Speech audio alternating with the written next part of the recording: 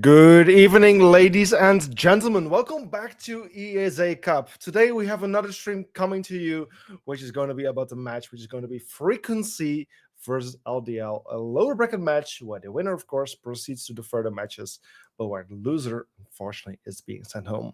My name is Max. I'm here tonight with Kelstern. Good evening. Welcome, and hello, everyone. I hope you're as hyped as we are. Yesterday we had a great match. What was it again? I can't even remember anymore. We were doing MG Aspire and Retirement Home. Retirement home, exactly. Together with Lennox was back then. Yes. Myself, and today we've got the honors together.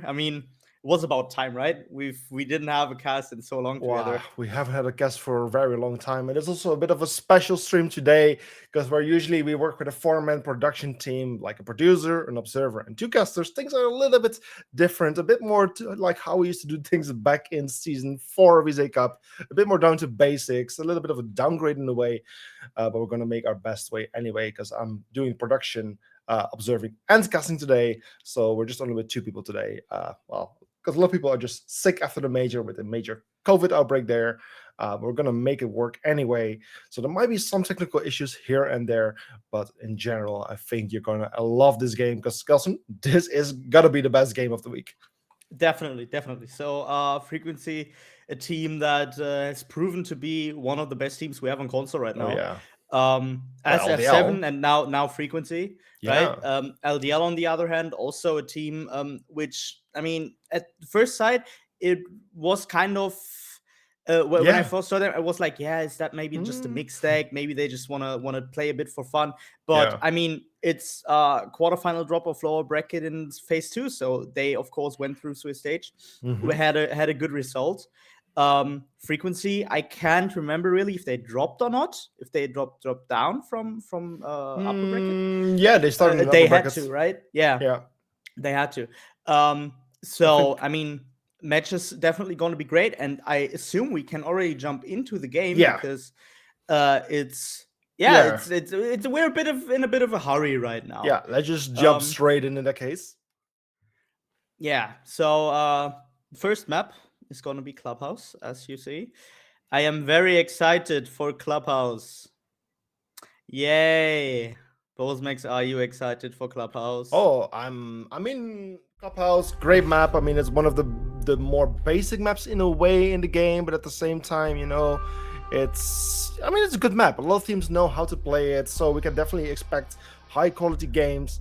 But it really comes down to who executes these strategies better, who makes mistakes, who has the better gunfights. So it's a good test between two good teams. Where of course like a map like Nighthaven is a bit more new to the game map pool, so that's why you will really still see new strategies and flaws in the strategies, where here things are just more basic. And yeah, it's a good test between good teams. Yeah, definitely. It's gonna be a very, very interesting game. Two teams of whom I expect to see a very good level of siege from. So we can already dive into the bans. Ying and Montagne. For Clubhouse, it's probably to be expected, right? Head drops, Montagne gameplay, around third, stuff like that. Totally expectable to see those bans, right? On the other hand, Solus ban. We are not playing in next season yet, so Solus is still broken. Very broken. That's a way to put it. And so can detect every electronic device she sees from the prep phase on. So that is very, very strong. And that's a new one. Didn't see that yesterday. And then Zami ban. Yeah, definitely after Zami got like her nerf mid this season, where her Keeper barricades are no longer bulletproof, can be destroyed by some damage. Like they take quite a few shots, but eventually you will get there and you will be able to destroy those. So they have gotten weaker. They're easier to deal with. And since then, we have seen the picks and bans of Zami going down a little bit, but on maps like Clubhouse or, for example, even Cafe or whatever, Zami can be quite strong. And in that way, I am not too surprised to see her being banned in this case. Yeah, and on the other hand, now the Fenrir is open, so Fenrir being used. definitely also very, very good operator choice. Naturally, F7 or frequency rather is already using it as well. Yeah. So, but in terms of operator choosing, I'd say there's no big surprises, right? No. Vigil maybe that's a bit out of the ordinary. Yeah, Vigil is one of those operators you tend to see loads of in ranked, but when it comes down to high level team play, Vigil generally falls out as you don't really need an ability to hide from drones anymore. You just like need to play together as a team, and then you just generally don't need an ability like that. But either way, hey, it's just currently playing on the Vigil. I'm sure he's pretty good with the gun. It's one of the better guns in the game. And I mean, if you're good playing solo, if it works, you can definitely do lots of damage, waste loads of time. And Vigil could be the perfect operator to do that job as well, especially playing solo. So I'm very curious to see in what extent he will be effective. Definitely. So, I mean, of course, as a Vigil, you have great opportunities to just play upper floor, right? So we already see Benji's dying, dealing some damage to Zachariah here, the buck in that situation, also killing him. So playing a top floor defense at the side of frequency, finding the first kill of the map. Ilias following up, killing Madaraya, but yeah, that's the Ash as well. So as LDL has not taken a ram with them, there goes pretty much all the vertical play they had. Yeah, so I mean, that's very interesting. Exi, on the other hand, clearing the top floor, Swapping backs. but getting stopped by Elias at the second. And this leaves us with a 3 versus 2 situation. Only 2 attackers left standing versus the 3 defenders who have still some pretty good control over the building. Currently only Yesmay being inside of the building, descending those eastern stairs, getting very close to the player who is playing in blue. I'm not sure who it is. It seems to be that the player has fallen back. So for now, Yesmay in the clear. Where she, as Ibana, can start focusing on doing her job, because I think every defender is not playing downstairs, so there is room to open up this hedge. But no, Elias from downstairs with a beautiful angle, finding the kill to Yesmay, leaving Lazo all left standing in this 3 versus 1, playing as Twitch. Cannot really do much in terms of utility, doesn't have any drones remaining, does have some claymores and regular drones, but in a 3 versus 1 with only 45 seconds Galstern, this is going to be tricky. Yeah, of course it's going to be in a 1v3 situation. There's not really any hedges open that LDL don't want to be open. Of course there's some, like 3 drones placed all around the map. I don't know how effective they are in terms of flanking and stuff, but yeah, basically LDL is just bunkering down, checking all those angles, and yeah, just the former MDF player on the Vigil killing the last person alive of frequency. No, it was the other way around. Yeah, so yeah, just MDF at frequency, now killing the last person of LDL. I'm very sorry I've got thrown into this today. I didn't want to be here. No, me and Calcium can say for the same thing, like I already explained in our introduction. Production team today not at its fullest capacity. We usually do a stream with a total of 4 people, like 1 observer, 1 producer, and 2 casters. Today it's just me and Calcium, meaning that Calcium is casting with me while I'm doing casting, observing, and producing. So basically everything that we usually the 2 other people do. But that's how we used to do things back in Season 4 anyway, so we are more than capable. You might notice it for some quality, and yeah, like in some ways you might notice it. But in general, the most important thing, the motto of ESA Cup is that the show must go on. Currently this season we are on 100% stream rate, or at least for matches that have been played on the regular moments where they were assigned to. So that's the thing that we just want to keep. We just want to make sure that we broadcast everything possible as long as things go the way as they were originally planned. And well, that way we can just make sure that our viewers can enjoy every single bit of gameplay that's happening, and that also, well, the teams have all the VODs to review later on, and also our beautiful editor Lightsea has the beautiful gameplay to put in this nice montages, which you will see later on this season for this final stage. Yeah. while LDL is opening up their attack and their maybe build up for strat, maybe we can take a quick look at the map ban. I know you have it prepared somewhere. Right, you're right. That's a good call. Let me just quickly work on that one.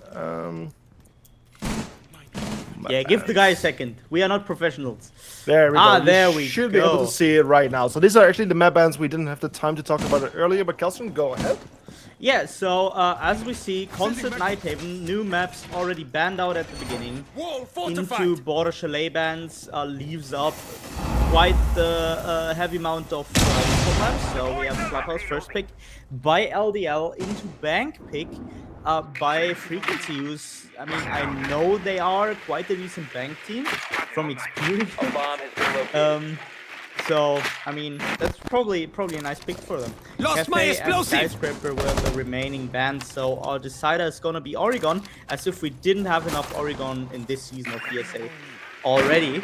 Hey, it's still less than previous season, so I'm already better. I'm already happy. We're seeing a more diverse map pool this season, so it is getting better. Maybe at one day we won't see Oregon at all being picked. Maybe that's just a distant dream. But for now, at least things are getting better, so you will not hear me complain as much as in previous seasons. Yeah, I mean, in the previous season, it's going to be very, very rough. Yeah, but we've been talking so much that there's only 1 minute remaining. Another single bit of damage has been dealt, so this round is definitely going to be very explosive and one big bluff bet. So just tell us how this remaining 45 seconds will be going.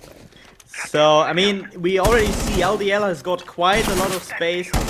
Frequency has... I think they're not really that scattered across the map. So they've bunkered down pretty much. Smay is the first one to fall here to the hands of Frequency.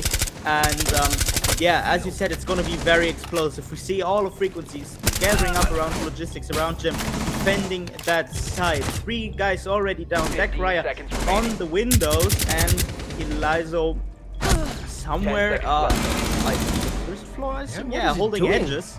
Holding hedges. He wanted to save for flank. That was a flank push. They didn't have any cam set up, and now the time's over. Operators, you are out of time. So I get where it's coming from, but I'm not agreeing with the decision.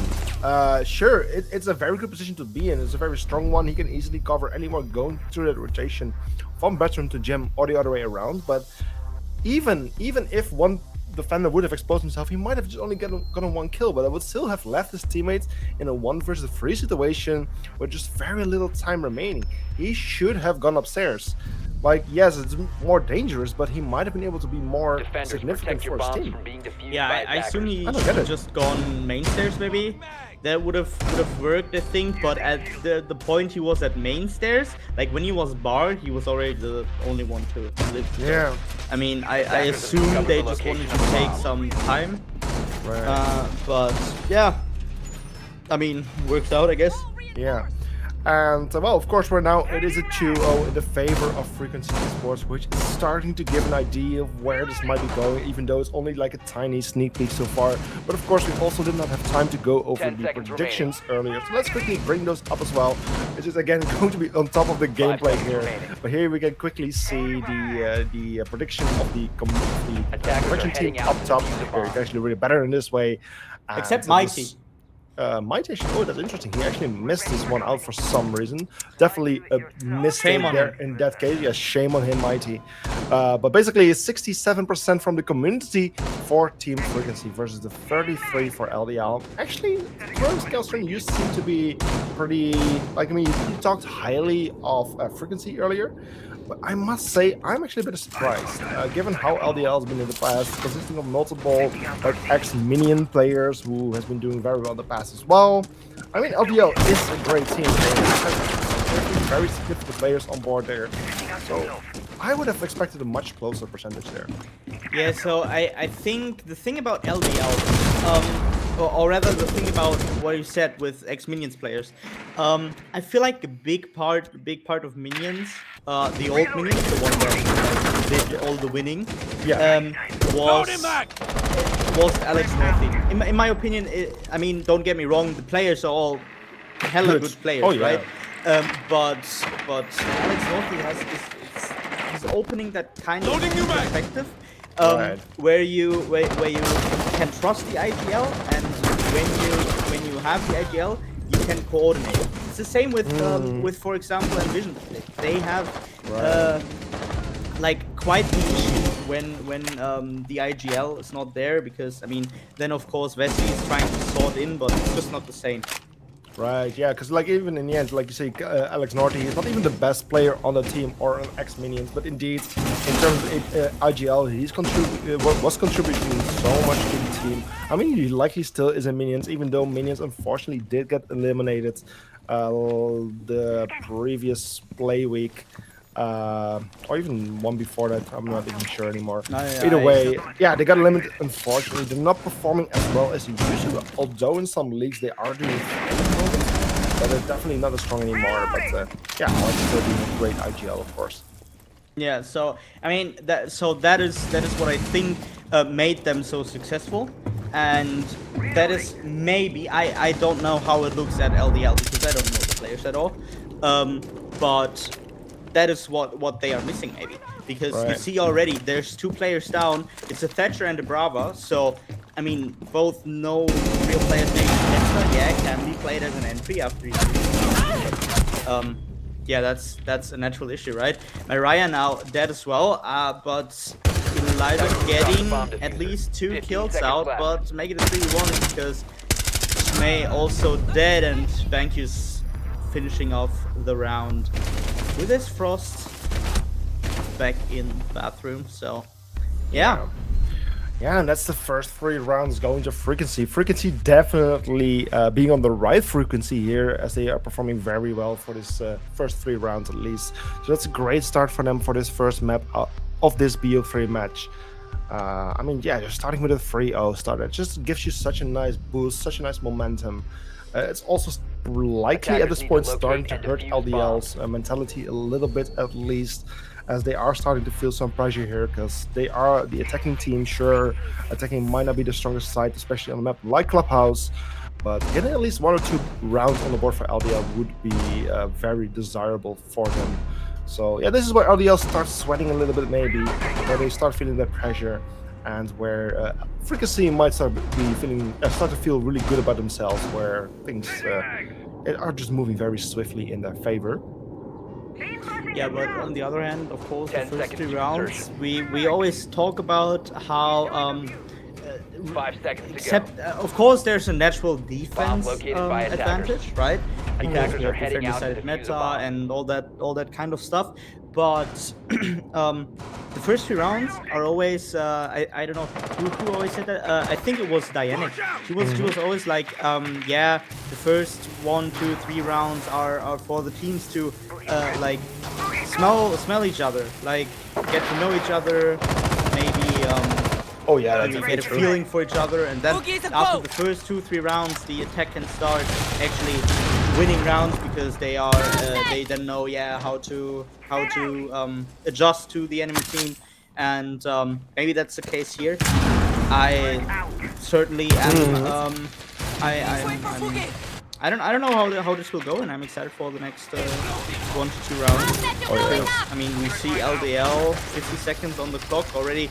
We're looking on that kitchen edge, but they seem pressured by the top floor, and there is someone, but I don't think that he's a big threat for the kitchen players. No, I mean, not right now at least. Yeah, not right now, because he's not inside of the office room where those verticals have been created. From there, of course, he can watch that hatch from above. Maybe he's even just waiting for the players to kind of forget about him, to leave him alone, and then use it later on. Because, you know, later on, usually there is at least one player playing a kitchen near that hatch, getting ready for a drop or covering from there.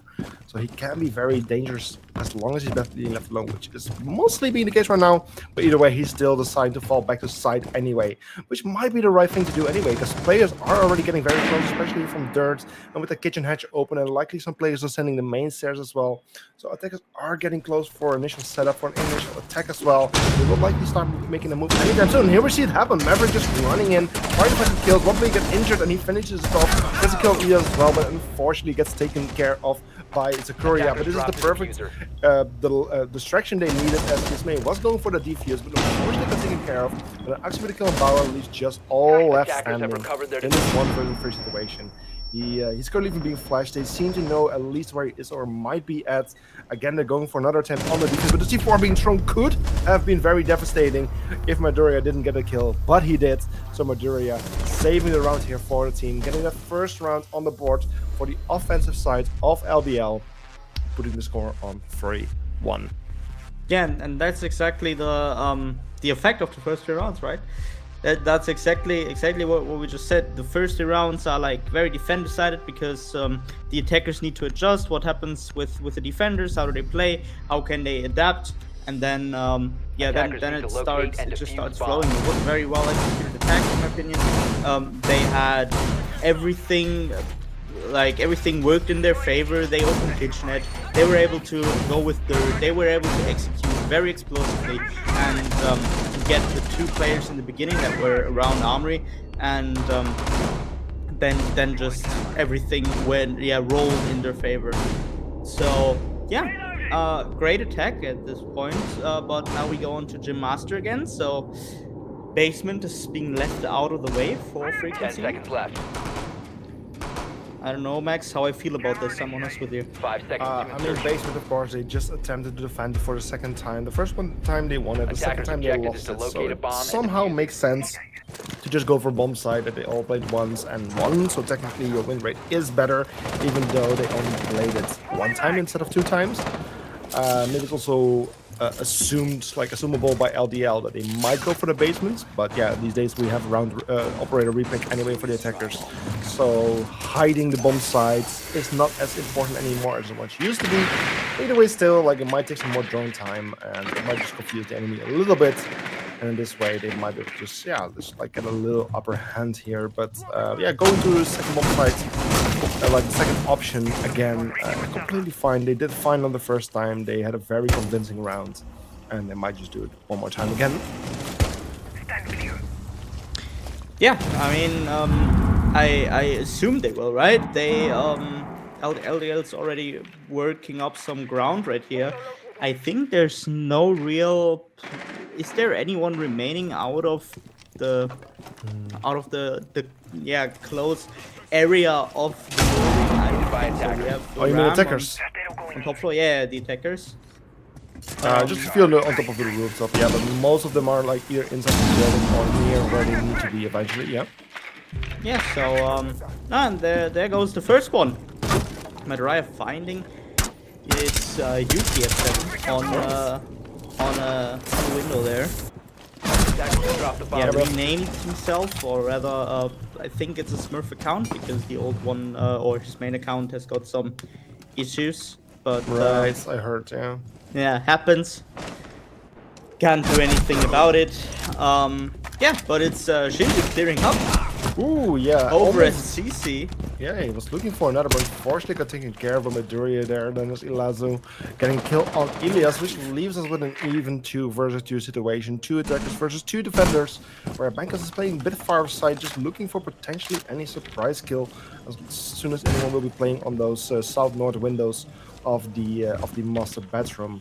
But then with the attackers, of course, trying to find a way. And actually, Ilazu, if he goes for the drop there, we can see Frost just waiting for him to drop from that rooftop. So that would be what's it? Yes, we do! They somehow seem to know, but Ilazo having a perfect response, still finding Bankas, punishing him for his aggressiveness, and this is just all left standing, just him versus 2 attackers. Yeah, but I mean, if he finds maybe that one first quick kill, he can start going for. Well, never mind. Yeah, there's that. All right. 3-2. For LDL, finished the round off in style. Eliza there, getting the kill on Bankies and then getting the last kill on Just as well. Not evening it out, but getting close to it, right? A 3-3 roll swap would be very well for LDL. Although I think Frequency's not giving that off without a fight. Attackers need to locate and defuse bombs. I mean, so far, yeah, I'm sorry, I was about to say, so far, the attackers getting at least those 2 rounds on the board means they have done reasonable for their attack. Like we already spoke about how Siege in nature, but also for a map like this, is defensive favorite. So getting 2 rounds on the board is like, yeah, I mean, that's already good enough for the side of LPL. Once they go to the defense, it's expected for them to do even better. Of course, things can always go different than the metas and statistics say. But at least they have done well, and for Frequency Esport it would be good if they can at least get 4 rounds here on the board. So the upcoming round would need to go to 5 them seconds left before insertion. in like, yeah, like that will be desired for them. Attackers are moving So out to we'll locate a see how bomb things and go. They're defuse going it. back to that top floor bomb side. They have now played it twice, lost it once, won it once. So 50-50 win rate there. Let's see if they can turn it positive or negative. Yeah. So I'm very excited for what this round 6 will bring for us, because if Frequency doesn't get the 4th round, I think they are at a natural disadvantage soon. On the other hand, of course, I know Frequency has quite the strong attacks as well. Activating just as LDL does, in my opinion. So they can be a very eye-to-eye experience for the 6 rounds after that. But just Wow, that's a beautiful attempt and beautiful success here from Elazio. Just looking through the drone with the DMR, finding the feed on Just, and just like that, Just is gone. You cannot play anymore for the remainder of the round. The Mira lost, the C4 lost. Likely does Mira when it's already played. Still, it is a big loss. But Shinji then does get the C4 kill onto that Termite. That's still 1 charge at least in the pocket. That's a significant loss for the attacking side as well. So I would say that's a nice trade, really. And it leaves it with an even 4 versus 4 now. yeah, and Smay in this game, he doesn't get in there at all. He's 0-6-0, no assist, no kill, no nothing. And that's just unlucky at this point. Yeah. So, I mean, Yuki, he's the worst KD player of Frequency, and he's 1-3. So he at least is on the scoreboard, but Smay, whoa, just died every round. Yeah, and then we see Bankas getting a kill Zakuria, so reclaiming the lead for the side of Frequency. But Frequency, of course, yeah, for the LDL, of course, only being 1 man behind. Explosive drones coming in, just looking for utility to destroy, finding the deployable shield, playing behind it. It might even have been useful for the side area of LDL, as they could have taken control of that shield. Yeah, why not destroy it anyway? Mobile charge lost! And its defensive utility, you would say. But with 45 seconds remaining, Galstrom, things will be getting a bit more tricky, but Asmodeus that does get a kill on Elias, however, the man count has now been evened out, so it's a fair playing ground, with the time still taking the advantage of the defensive side. Well, let's see how this last 30 seconds will go. Yeah, we also have Ilias and Eliza playing against each other. That's also quite tricky on the names there, but Shinji gets the next one. On the other hand, it's Yuki not quite realizing he's got a Twitch on Jacuzzi Breach, and now it's 2 players in logistics of Frequency holding out against LDL, actually now planting, and Eliza gets the run out by Bankus, and also gets Shinji pushing. So that's a 3-3. LDL securing those last 3 rounds, and let's see how the next 6 are gonna go.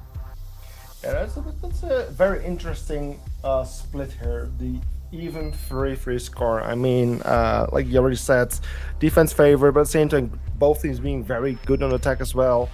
So an even split. Yeah, we will just see how things will be going out after the rolls, of whether one team will be stronger on the other side or not.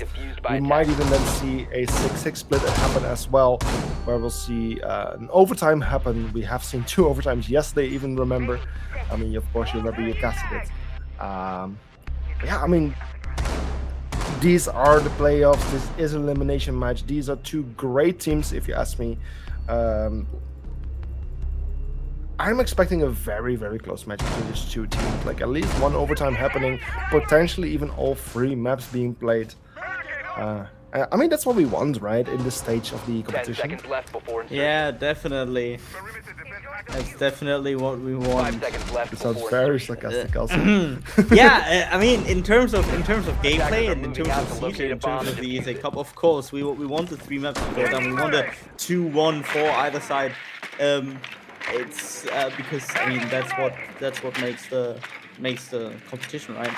As many rounds as possible, as many interesting rounds as possible. Yeah, but we are here and now, and not like 3 maps from now. So it's gonna be interesting right now, as we have a Melusi, a Valkyrie, and the Vigil. So I feel like LDL. Oh, it's Boss G Vigil as well. Wow. Not K1A. Okay, interesting. Yeah. Playing the Boss G here. We have seen that happen like recently a few times. Like the damage on this gun is just insane. It's hard to hit, but if you hit the sure shot, it's extremely rewarding. Almost getting an instant kill, but not quite yet. It's just crazy how strong the gun can be. Meanwhile, we'll see Just and actually one kill each. Someone might trade it for the Buck. I mean, again, a bit of an even trade. Buck having great utility, but also the Mai being very useful. The two useful operators being a lost. Buck potentially even, does Buck still have the secondary heart breaching utility? Yeah, I think so, but I'm not sure if he brought it. Yeah, he seems to have brought it, yeah, because they have 4 in total, and the only other operator who has it is Just. They seem to have lost 2, but luckily Just is still there. But there's no other dedicated heart breacher rather than a Maverick, which is very slow on things and not being that effective. But at least they still have him. There's still some opportunity for the attacking side to open up hatches and stuff, but it will be a bit more tricky. Yeah, so I assume the guy left for FPS issues, but we are going to see soon. Banks is now getting another kill, making it a 4v2 situation. So Frequency, I would say Frequency in an advantage position here. Zachariah and Smay have to bunker down now, and it's a minute still on the clock, and Frequency can afford to trade one-on-one, maybe 1 for 2. So, but does that still work? Didn't the impact radius get slightly nerfed? It did, yes. It's harder to predict, but it is still possible. But it gets smaller, yeah. Okay, but yeah, it's Shinji going down, but getting revived. So, yeah, I mean, 30 seconds on the clock, Frequency, you gotta do something soon, I would say. Because, I mean, they don't have a good amount of time. The mirror window on Church is already down, and Shinji getting a kill on Smay, not finding his luck this round. Zachariah, last man standing, they are just planting on Church. The default plant, Zachariah dropping very, very, very low. This is getting pressure from the other side as well. Grim pushing in, and yeah, with the shotgun, they can finish him off. To a 4th round in favor of Frequency as attack. Yeah, luckily the player here on the side of LDL returning in time for the next round. So I'm happy that we don't need to pause for that, and the players being able to rejoin without any issues. But yeah, that was a round going to the side of Frequency, them regaining the lead after losing it previously. Attackers need to locate and defuse as many bombs as they can. Round. So yeah, that shows how strong the attack can be on either of those teams on a map and on a game where things tend to be defensive favorites. But with Frequency now back in the leads, they at least show that they can do attacks, especially on a hard bomb site like this basement here. It's well, LDL having the confidence to go back here as well. So they're just going for a second opportunity attempt here on this basement. Just trying to do things maybe a little bit differently or just mostly better. And potentially they will be more successful this time around and will be able to win a defense here. 10 seconds left after all, I feel like the basement side is a very good one to defend when Montaigne is banned and Ying is banned as well. So I mean, the only thing that is missing in this game would be the Azami, which is banned as well. So if they had the Azami, I would say basement is the best side to defend on Clubhouse here. So yeah, I can understand why LDL goes there another time. They had unlucky trades on the top floor, and as we see now, they have adapted a bit, actually playing a Warden now, not Vigil anymore. I feel like he didn't have as much use in the Vigil. I mean, I think he just died. It was Elizo last round, right? So yeah, happens. But LDL is bunkering down now. Very well, in my opinion. They they show that they are many players on side, which can be an advantage. As frequency, now has 2 minutes. They pretty much have done the whole clearing. Exi getting a kill on Just, and everyone on LDL playing the verticals. Shinji now getting Madaraya. So yeah, it's quite tricky for frequency to go down there, right? Yeah, basically any entry point is being denied so far. Actually getting ready to deny any entry from the blue stairs, but it's Shinji with a nice response, taking out the Warden, who was already very low on HP, so it wasn't the hardest gunfight. Either way, it's a very welcome kill there from the side of frequency. It puts them in a nice little man advantage here, leaving 3 defenders left standing versus the 4 attackers, with still 1 minute and 15 seconds remaining, so there's plenty of time to open up some of those hatches and walls, using some construction. But at the same time, also defenders, we see some walls being reinforced right now, as they feel like they don't have the man count remaining to defend such an open position. So they just quickly close it, just to make sure the attackers cannot easily go from there anymore, unless the Buck, of course, decides to open it. But he uses his last chance right there onto the tunnel, which is a very smart one. It's just a entry point to come from. So yes, in the next 45 seconds, we'll see the attackers closing down on the bomb site and go for an execute.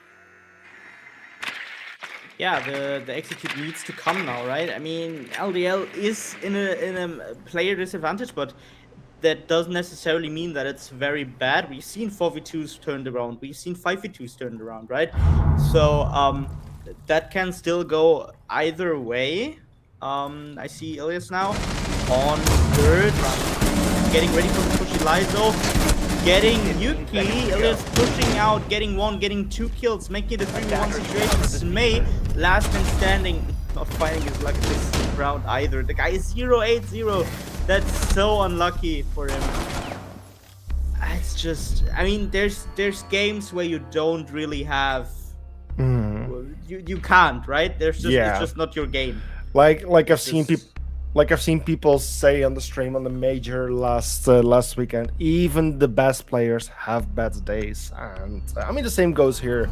Like in the general scene, these are not the best players, but on the console scene, they definitely are. Even the best console players have their best and worst days. So anything can happen. Like, he is in the team for a reason. So even though in terms of KD, he might not be the best player, he is in the team for a reason. You don't get onto these teams just for free without no proper reason. You have something to contribute, even though it might not be in terms of kills, but it might be more in terms of calls and supports. You still are contributing to your team in any way. Well, that's how these teams make it work, even if a team where one player just stays a little bit behind in terms of the kills. Yeah, the least you can do is place Mirrorwind, right? 5 seconds. Sorry? What plays the Mirrorwind? The least you can do is place Mirrorwind. Yeah, beyond cams, give call outs. There's so much stuff you can do beyond kills. Yeah, but the same like on attacks, right? He was playing, I think, 3 or 4 rounds of Thermite. So he opened the breach, and then he was pretty much just a weapon. Yeah, right. So, yeah. I mean, it's totally fine. And we now have Shinji and Bankies going very quickly into strip and onto the main stairs. Now Shinji droning ahead, but not really finding anything as LDL is bunkering down again. Drone spinning up. Yeah, I mean, well, the attackers just mostly trying to find a way in, right? But like we see them, 2 players waiting downstairs, but at the same time, the attackers and the A's playing together here on the western balcony of the map, getting ready to open up that jacuzzi wall, which is now happening with those Ace charges. So there's at least one new entryway into the bomb site, or at least near the bomb site and a line of sight. That is a very high traffic area from the defenders. So this is definitely going to make things a bit easier for the attackers and harder for the defenders. Also this softball here, which can easily be dealt with a secondary shotgun pistol here on Just, playing as Grim. I mean, the attackers are just, taking their time to just set things up in the way they would like it to be before they start getting into the actual gunfight and doing their main job. Oh yeah, they actually didn't reinforce Loading new mag. construction. That's interesting. No construction breach reinforcement. Used all 10 on somewhere else. Yeah. Okay. That's... Play downstairs. Oh, whoa. That can go very, very bad. Shinji now plays that. Oh, I didn't get out in time for the Flourish charge. Or the Rotary charge. Kind of Yeah, troll him there a bit. Couldn't get out in Yeah. time. Of Yeah. the phone. I mean, damn phones, right? Yeah, the Someday you problem just gotta turn them off. you gotta turn him off. Yeah, there's a second attacker playing that who luckily finds the Zami, but then sorry, Zami the Melusi, but then Banker's just clueless running up these stairs, not being aware of Axie being halfway those stairs, even trying to go for the knife kill, but actually shutting him down just in time before he got really close to the 3 vs 4 in the advantage of the defensive side of LDL. Power getting a bit of damage here, but finding the kill on Axie, leading us back to an equal 3 vs 3, just going for the drop here onto the logistics. After he shot some of the bees, which have spotted out the mirror. He knows where the mirror is. Mirror getting like annoyed by loads of bees, a lot of noise, and just the frustration of her position being known at all times. Still, she just stays in position, waits for the ace to come in, gets the kill, immediately gets reflexed by Just, which leaves now with the only 12 seconds remaining. Very limited time for the actually do the job. Leaves Maduria with getting a kill onto Ilias, just with a kill to Sakuria. It's a 1 vs 1, no diffuser in hands. I believe it's still outside somewhere. So just go for the kills right now. They know where he is, but very limited time. And unfortunately, not enough time for the attacker who got very, very close to go for the final kill. Meaning the round gets won by the defensive side based on the time running out. So that's the first defensive round going to the side of LDL, putting us on a 5 vs 4 score. Yeah, and Smay got a kill. That's the more important thing. Go Smay. rather late than never. Again, Yeah, so again being a huge support Attackers player need to locate for and this defuse match. as many but, bombs as they I mean, can. yeah. Now he's being a little bit less of support. He is finally starting to get those skills, so you can really see how switching out an operator can actually impact your performance on terms of gunfights. And yeah, we've seen immediate result from that. he was Mirror before. Yeah. He was Mirror in that round. He Oh, he has was. he played Mirror all defense. Right. Okay, but now he's going to Now be he's Fenrir. playing Fenrir. Yeah. Yeah. So no mirror windows on this round of 10 seconds to basements. insertion. They are instead playing with a Melusi, a Kite, 5 Fenrir, seconds and left a before Rooney. insertion. So that's certainly an interesting operator pick. Attackers must locate and defuse the bomb. I guess they want to, not they don't want to go as much as to really bunker down 100%, but they are like, yeah, we want to appear to be an open bomb site, and then just that's make it hard for the enemy to really get on site the second they spot everything. On the other hand, Shinji already working his day job, I guess, with the ram buggies, Oh yeah. right? I mean, it's understandable that the attackers are so Attackers quick have right now, located because a bomb. likely they play some pre-placed drones and just notice that not a single attackers bomb defender is in a room. Like, you can pre-place those drones, just see where the defenders are going during the prep phase. And if you notice that not a single one is going very far offside, you can just make a very quick entry, because you just know that every player is downstairs. So that means that the first floor and the ground floor, or second floor and third floor, how it's called in the game, are completely free and given for free. So you can just rush in, make use of those, open up those floors, open up the hatches, and completely focus on the floor below where the defenders are located, with like no need to worry about any roam or flank happening whatsoever.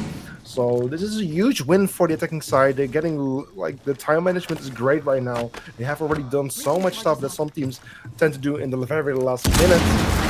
It gives them a lot of time to actually focus on the bomb site below and make it like a living hell for the players and the defenders who are playing right below there. Oh, and Yuki, he's gonna get a hot surprise the second he opens the edge. I think there's someone below it, right? Yeah, on Gen. But, yeah, not yet inside of Yuki. Attackers have recovered their diffuser. Yeah, but slowly but surely, find any kills on that vertical play at least. The only ones getting damage right now, though, is Frequency themselves as attackers. So not really finding anything. What the first kill goes to Yuki Madaraya down in Church Edge, or rather in Moto Edge. And yeah, now Smay also getting droned out, getting into trouble very, very low, and also known by the bees. Can't really go anywhere. There's someone lying down in the home. Ilias now getting a kill on Exi, Shinji getting a kill on Snake, and now it's Eliza and Zachariah, the two-man army. Make it one as he gets killed on Live. So yeah, Zachariah still gets one, but Frequency closes it down, makes it 6-4, and goes on to map points.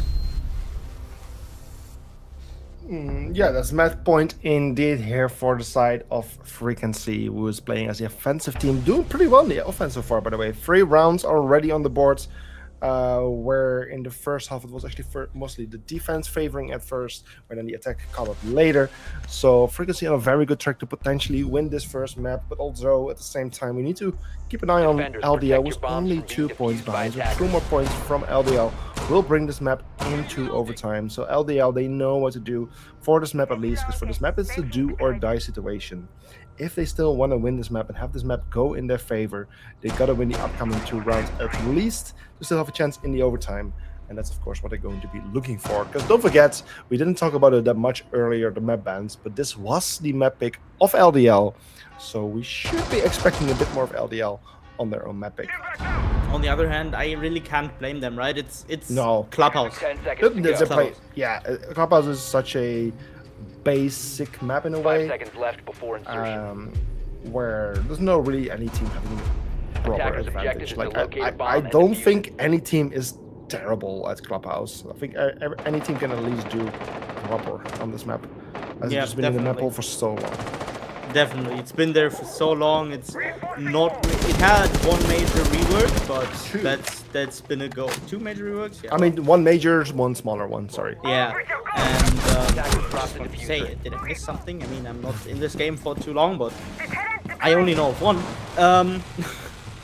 But yeah, it's Eliza getting the first kill on this round, killing Just, making the Grim unavailable Attackers recovered the for diffuser. this round. On the other hand, we have Exi now using his vigil ability to have some fun with drones, but at the same time, Ilias looks like he wants to. No, he doesn't want to make any pressure there, and quite the opposite. Exi killing Shinji from upstairs while pushing onto him. It's just a bit of a poor timing, because like Ilias was working his way into stock from where it kind of created some verticality to really pressure that Maverick, the Vigil from below. And I feel just like Shinji pushed up those stairs a little bit too soon. If he would have just waited, they could have coordinated really well together and would have found a way to just hunt and pressure Axie a little bit better. But unfortunately, Axie gets just 2 more easier kills in this case. And yeah, well, Ilias is just standing here. He's not really being able to do much, just mostly wasting time for himself. And Axie is just chilling. He's just chilling and just waiting for anyone to make a move. Meanwhile, Bank is getting a kill, however, onto Maduria, so that at least it's the one by gun and at least a player into oil pits. The Vigil seems to know, so Bauer is in a very difficult position right now. And as you go to the stairs, he gets found, he gets taken care of, where also another player just lost his life on the attack. It's all coming down to Ilias, who does finds XC, finds himself now in a 1 versus 3, where he has one to but he does survive. And well, he has the utility, he can do quite a lot by himself, but 1 versus 3 is going to be difficult either way. Yeah, so if he opens that hatch and he opened the stock hatch as well, stock? Sorry. Yeah, stock hedge. Stock, yeah. Correct. He tried to do anything, but in a 1v3, that's just very rough and very hard to come by, right? And grants May his 2nd kill. Why not? Let him appear on the scoreboard at least. Oh yeah. How nice of Ilias. That's very nice indeed. It's a nice way of sharing that stuff. But hey, either way, it's a 6-5 right now. It's of course still Frequency being on the map point here, I should say. But LDL only 1 round away. So the upcoming round is going to be very decisive. Either we're going to have a winner for this first map of the evening, or we're actually going to extend it for another 2 to 3 rounds maximum with the overtime. So all eyes focused on LDL mostly here, who is the attacking team, who is in the position, who needs to perform. But of course, Frequency, they have won 3 rounds on the attack and only lost 2 so far. So they are technically doing a bit better here. But if If LDL wins it around here, then we're having 2 even splits, 3-3 on each half, which really then proves 10 seconds to how go. well matched these 2 teams are. Yeah, I'm very sorry for 5 any seconds cat left. sounds you have in the background. My cat wants to Attacker's say objective his is to piece. locate a bomb and Right. defuse it. I'm actually not noticing, of course, me and Kelson are communicating in Discord, which has a great filter, by the way, for background noises. But it might be the video actually is picking it up, so the stream might be hearing it. But I'm just not, so I'm not bothered, Kelson.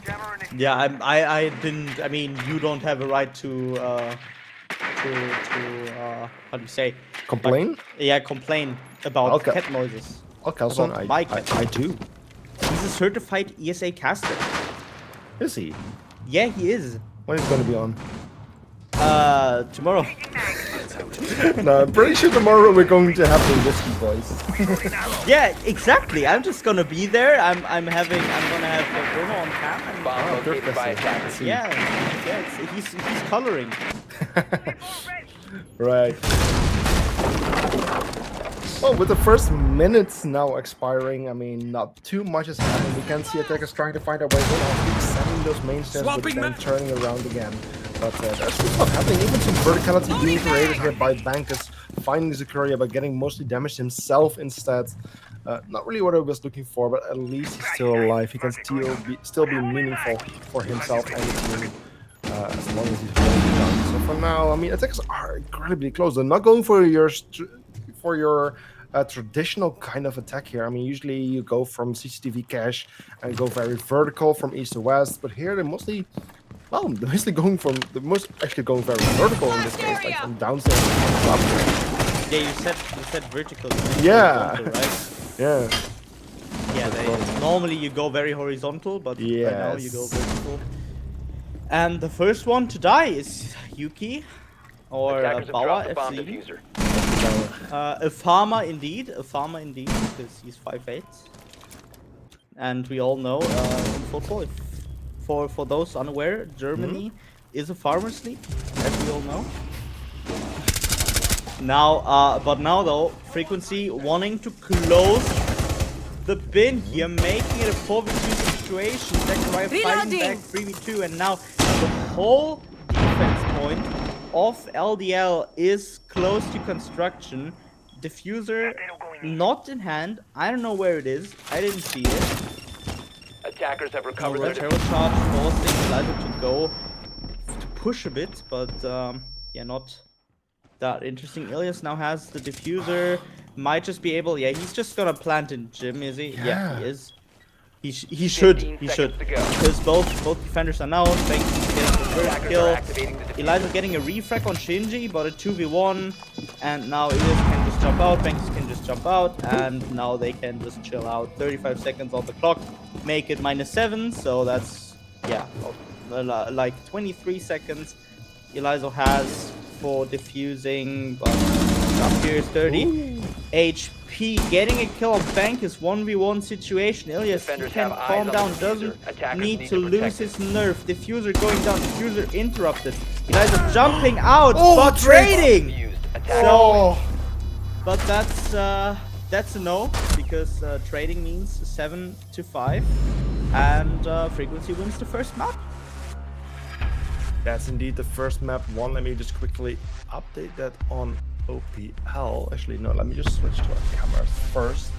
So much stuff to do ourselves right now, but hey, yeah, let's just quickly transition back.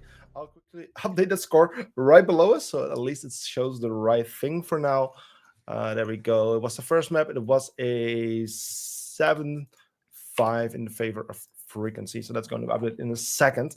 But Kelsey, I just want to talk about that previous round. Like we had this 2 versus 2 situation. I believe it was the Frost and the other player was the Melusi or something. Yeah, Melusi. Yeah. I was actually about to say they are in such a good position. They had full control over construction with one player watching office from where he can easily rotate back towards through the hallway towards the bomb site. But Frost then watching, mostly having a very good angle towards the gym, but also a good opportunity to watch most of the bedroom as well. But at one point, suddenly both players were watching the hatch of construction of the office, and I think that was a big mistake, because if the Frost would have been able to continue watching Jim, he would have noticed the one Mike crossing, who was then going for the plant. And I feel like there was a bit of a mistake there, which could have changed the outcome of that last round. Well, Mike crossing? I mean, you mean Thatcher? When the Thatcher was crossing, the Thatcher was sorry. crossing to go for the plant. And yeah, I feel like there was a bit of a mistake there. So that's very unfortunate. That could have become a 6-6 easily. But at the same time, of course, like we see things that they don't see. We have more time to think about things. Like, of course, the chat can be chaotic. There's a lot of things going on. So mistakes are easily made. And you cannot really go too hard on them for the stuff. And yeah, definitely. Way, it was a beautiful match. I mean, I also feel that it was that head drop that happened. So that forced Eliza to maybe call for help. Right. And that's just the result, right? And then with the Rotero charges, also Shinji forced Eliza into Logi Hedge, wanted to kill him off, finish him with a flash maybe, and then went in a bit too aggressive that led Eliza to get that first kill. Then Zachariah getting picked off by Bankus, of course, and all that last round just. Yeah, it was a bit tricky for both sides, I feel like. Because Eliza really tried. He tried to get this going, because I mean, in the end, it was hella close. If Elias didn't get that shot back, that would have been a round for LDL, and that would have been the overtime.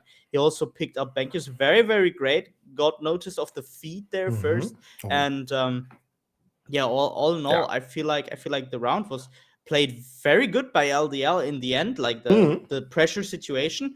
But with diffuser down, you really can't do much, right? So can't really blame them. No, for sure not. But either way, this was only the first map out of the 3. It was LDL's map pick, but still they did good, just not good enough. But luckily, we still have at least one more map coming, which the next map is going to be Bank. That's Frequency's pick, but who knows, maybe LDL will win, and then we might even go to the third map, the decider of this evening, which then would be Oregon. We're quickly going to a break for about 5 minutes, take it or give. So it won't be too long. Just grab a drink, grab a snack, and we'll see each other in 5 minutes for the next map. See you soon. See you soon.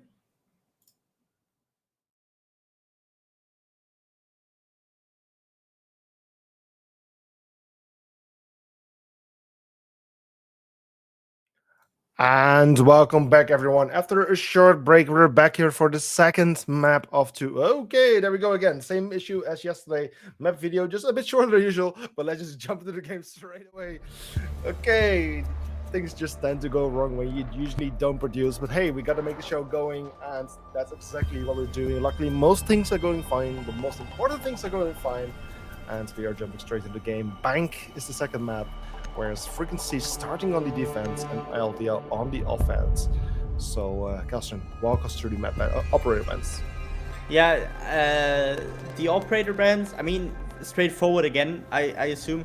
The blue team here in this situation, Frequency, banning Ying again. So for Bank, I feel like it's even more crucial to win your basements. So, Ying, a natural counter to basement wins, I would say. Even if you're in a disadvantage, you can just drop through the central hatch on the hallway, right? You can drop into the vault, and just makes it very hard. On the other hand, the Montana Band again, also an operator that can create lots of pressure on basement, can create lots of pressure on I feel like the top floor as well. So a very flexible champion. I always say champion. Operator in that situation. Solus ban for the orange defense, for LDL's defense. Ban no-brainer, right? Solus ban at the moment. Again, very, very broken. And now we switch it up with a Fenrir ban. So Azami's open, Fenrir gone this time.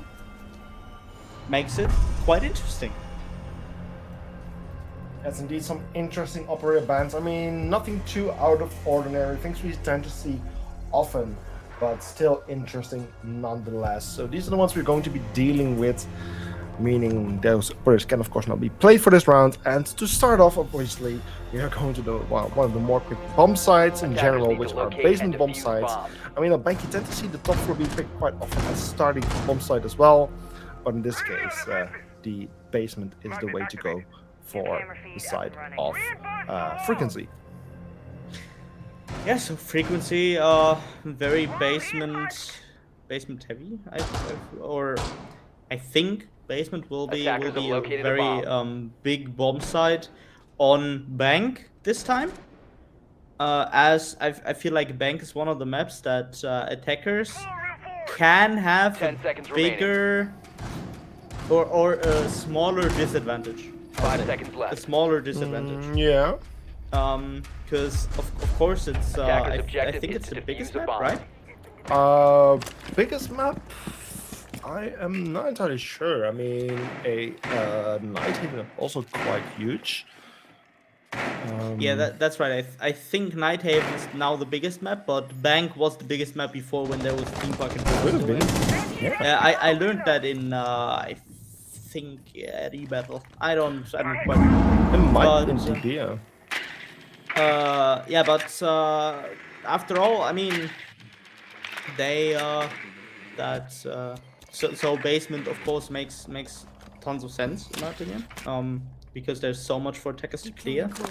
Already 45 seconds down, and yeah, the defenders are still upside at the first floor, holding open area, and yeah, stuff was being droned. They have a prepaid drone there. Zachariah already on the top floor, now checking for any enemies, but there's no one pushing up. Zachariah can be happy that's not happening. If there were two, he'd probably get a 1-for-1 out. Eliza already down on basement. I mean, look at that. Yeah, he's been for the past minute actually. He was there very, very early on and then started droning for like a minute almost. So it's actually very interesting that he managed to get in there so quickly and was feeling safe enough to go for drone. But then luckily, or at least luckily, finally some kills happening here for the side of LDL. First opening kill going onto Bank with the roaming Azami, sorry, Lucy I should say. Shinji with the kill, yes, May. Elias with the kill, Axie, and suddenly the 4 versus 3 in favor of the defensive side. Defenders are fighting back. Lazo still here in server, not able to do much, even though he's in such a surprising and somewhat strong situation. He knows he's being watched by the mirror window and cannot really do much solo. So he's just relying on his team to create enough distraction to make sure that he can sneak in silently, but that's unfortunately not happening. Attackers have recovered their diffuser. Yeah, so that's not happening. Sorry, I'm quite out of focus for a second. I'm very sorry. Yeah, but to go a bit over the kills that have happened right now. Dokaedi out, Hibana out. Hedge is open, at least in CC, but I think that was opened by the defenders, I right? think so. Yeah, I saw them drop earlier, so they must have opened it themselves. So the Hibana is quite useless right now. I mean, especially that, yeah. Yeah, that he would be useless if he was alive. But I mean, he at least got a kill, right? And Eliza got the kill on Julius. Bauer now getting under pressure with the grenade. But yeah, the mirror with the window, working the intel, and getting the C4 as Just gets 2 kills into silver, and the C4 just flies with the perfect perf. Yeah, just like that, the first run going to Team Frequency. You already won the previous map as well, so it's definitely a good start from them. Like we spoke about it earlier, Bank being a pretty even map in terms of round wins. Interestingly, LDL, who was the team who decided to start here, decided to go for the attack, so they definitely have some faith in their own offensive capabilities. I mean, they got close for the first round, they did pretty well. It was just Frequency fighting back harder, but now of course Frequency needs to go to a different bomb site, the top floor, which in ways is harder to defend, but at the same time you can be a bit more creative here. A lot of teams tend to go here for the first, like as a first pick, even for the bomb site. So it's definitely very defendable bomb site. Yeah, it will really come down to best team or who does things the best for this upcoming 10 round. seconds to insertion. Yeah, the what's the best? 5 seconds remaining. Yeah, If that, interestingly, both of Attackers these walls must still locate soft. That's and interesting. defuse I the guess bomb. they're just completely going to rely on this. No, there's no mirror windows there. Oh, I guess they're just going for very late reinforcement. That's interesting. That's very dangerous though. I mean, at this point, if you reinforce, the second reinforcement is on your body, it's not Right. that big of a deal anymore. No, true. But back in the day, it would have been an issue, but not right now. Yeah, but so we see LDL playing around the windows on the front side of the bank, looking for any possible picks around square, maybe around the hallway at CEO. And Bankus is gonna have some action here soon, rather jumping over, not getting into trouble. Axie on the other hand, open square, big window. Zachariah, the castle wall. There's a castle in there. Yeah, castle Didn't even notice that. Yeah, it's just castle often used for those specific windows. It's like it's a position where you cannot smash them or breach them from the outside. But of course, Sophia here being very effective in dealing with those, especially since there was no 1i discs being played in this position or no ADXs or whatsoever. So it's actually very easy to deal with those. But of course, it does take a specific operator like an Ash or Sophia to deal with those, or potentially Ban or Ace, of course. But Sophia and Ash, of course, being the most effective one for those. So it might even be that Securia was specifically picked for the reason of those castle barricades. He had to use most of his utility, of course. He still has these concussion mines, but or grenades, I should say. But yeah, it just takes some utility to take care of this specific utility that was placed on the defender in this case. And just being downed already. I can't exactly tell. You got shot down by Zachariah, right? But Axie on the other hand, dying. Zachariah also make it a 5v3 situation now. The windows are very, very deadly. Just being unaware of someone being on the windows. Smay still on the window. Lizo supporting him now. The full pressure of LDL lies on this front side, right? And that's dangerous, especially with the limited time remaining right now. They need to find a way to quickly get in safely, because of course those windows, the rappel in is makes you very, very vulnerable. Everyone here on the north rappel, finally Medulla has decided to go in, so he's in a position where he can finally create a distraction and come from a different position. With a mirror window there in play, he likely has been spotted already. Yes, he has been spotted. Castle gets a kill on Lazio. Medulla able to kill him. It is Angus with the kill, yes, mate. Leaving Medulla all left standing. Ash in the 3 versus 1. A very capable operator, unfortunately with no time around, no real chance for her to shine as she gets taken out. It's a round going to the defensive team of Team Frequency one more time, putting us on a 2-0 score. Yeah, so Frequency doing very well in the end. First 3 rounds, we've had this on Clubhouse. Maybe on this map it's a bit of a different situation, right? Because you have, of course, you have those rounds to get a feel for each other. Attackers But need to locate and defuse yeah, as many it's not bombs as as they default can. as it is with Clubhouse. You can't just do 3-3 maps where just switches and then go roll swap. It's maybe a bit more of a tricky situation. Might be the case. Of course, in the end, we need to see what LDL and Frequency do about it, right? Yeah, it's for now. It's like it's Frequency starting off very well, but just think back how the map of Clubhouse started. I believe who was the one we started with the good first 3 rounds was Frequency as well. Frequency Attackers have started with a discovered the 3-0 location of a score, bomb. Yeah. 10 and seconds then to finally insertion. LDL started fighting back, working the first half through 3-3. 5 seconds to So the insertion. same thing might happen here as well. For the first time, I believe we're also now starting to Attackers see are moving Jekyll to coming defuse the out, a bomb. very good operator on big maps like Bang. Very effective on like clearing roamers, finding information. just does a little bit better than drones. You can just see the footprints if anyone has been in the area, but it actually seems like that the side of LDL has very aggressive plans. They just rush into the bomb site, find the kill on just like that. And now they have control over the site. Yes, may already being a better problem, unfortunately, but it's found by the Jaeger inside of the small office getting shut down as well. But now with a 3 versus 4, Axie has regained the control of the diffuser, is going for the plant, is trying to stick it, and he will be able to. So this diffuser being planted successfully within his first minute or so. There's a very, very strong attack. Player injured on the top floor, 2 defenders left standing on their feet, but a revive seems to be happening. So this might be a 3 versus 4 or soon, but no, it's being shut down. The last player now standing is Elias in the 1 versus 4. Tick, Dr. 10 ticking against him. And as the timer goes on, he needs to find a way to the bomb site, has no real time to check for information. Gets found by Jackal, gets taken care of, and just like that, in a very short amount of time, the round goes to LDL. Yeah, that was definitely a surprise move by LDL. That's not gonna work twice, but in this situation, that worked definitely.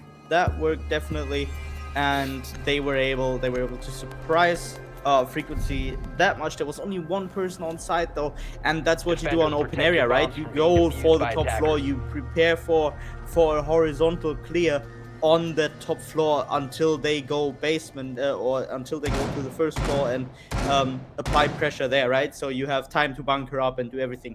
But LDL just went, they knew they were quite strong on gunplay, they just went in with the Jackal, got that first frag, and then I can already imagine the PlayStation party of Frequency, everyone shouting onside.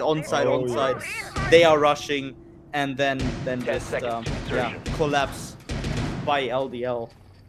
Oh yeah, that must have been a very, very frustrating moment for the side of Frequency. It wasn't a nice roll opening those 2 rounds, but LDL, well, not worrying too much about it, taking a very risky and bold move, but which played off very well, the rush, securing their first point, and maybe giving just like a little push of momentum now in their backs, which is going to help them potentially to win the upcoming rounds as well. So LDL has shown what they're capable of, that they definitely are capable of winning offensive rounds here. They decided to go for the offense at first as well.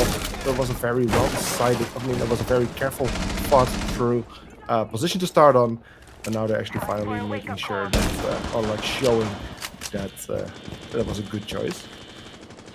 Yeah, now we have another basement, and Shinji on Vigil already going down. I don't know if that was maybe a bit early, but yeah, I guess he's taking it. On the other hand, we have Zachariah already checking for electronic devices close to him as an IQ. But on the top floor, he's not finding anything, but yeah, the top floor clear is pretty much done. Now, of course, Zachariah will apply pressure to whoever is playing first floor and maybe basement white stairs. So, or main stairs. So that might be an issue for Frequency. If Shinji just decide to drop down already, that would be a bit confusing for me, because he does not have pressure applied to him yet. He can still peek a bit, go for a 1v1 situation maybe, because if there's one thing Shinji is, it's probably confident, but decides to drop down, and it's BenQ's dying on that basement. I think he died to a hedge, or did he? Yeah, I'm not entirely sure where he got killed, but one thing is sure, attackers have control over the ground floor right now. Every single defender has fallen back to side and died, one of which died in the process of falling back. So attackers have basically gotten what they came for, to at least get a bit of control. Did cost them quite a bit of time. There's under 1 minute remaining, so they need to be very effective and careful with the time they have now, as it's getting very precious, as they are going to need it for their executes. With the 4 versus 5 and the man advantage in their favor, there are some good opportunities.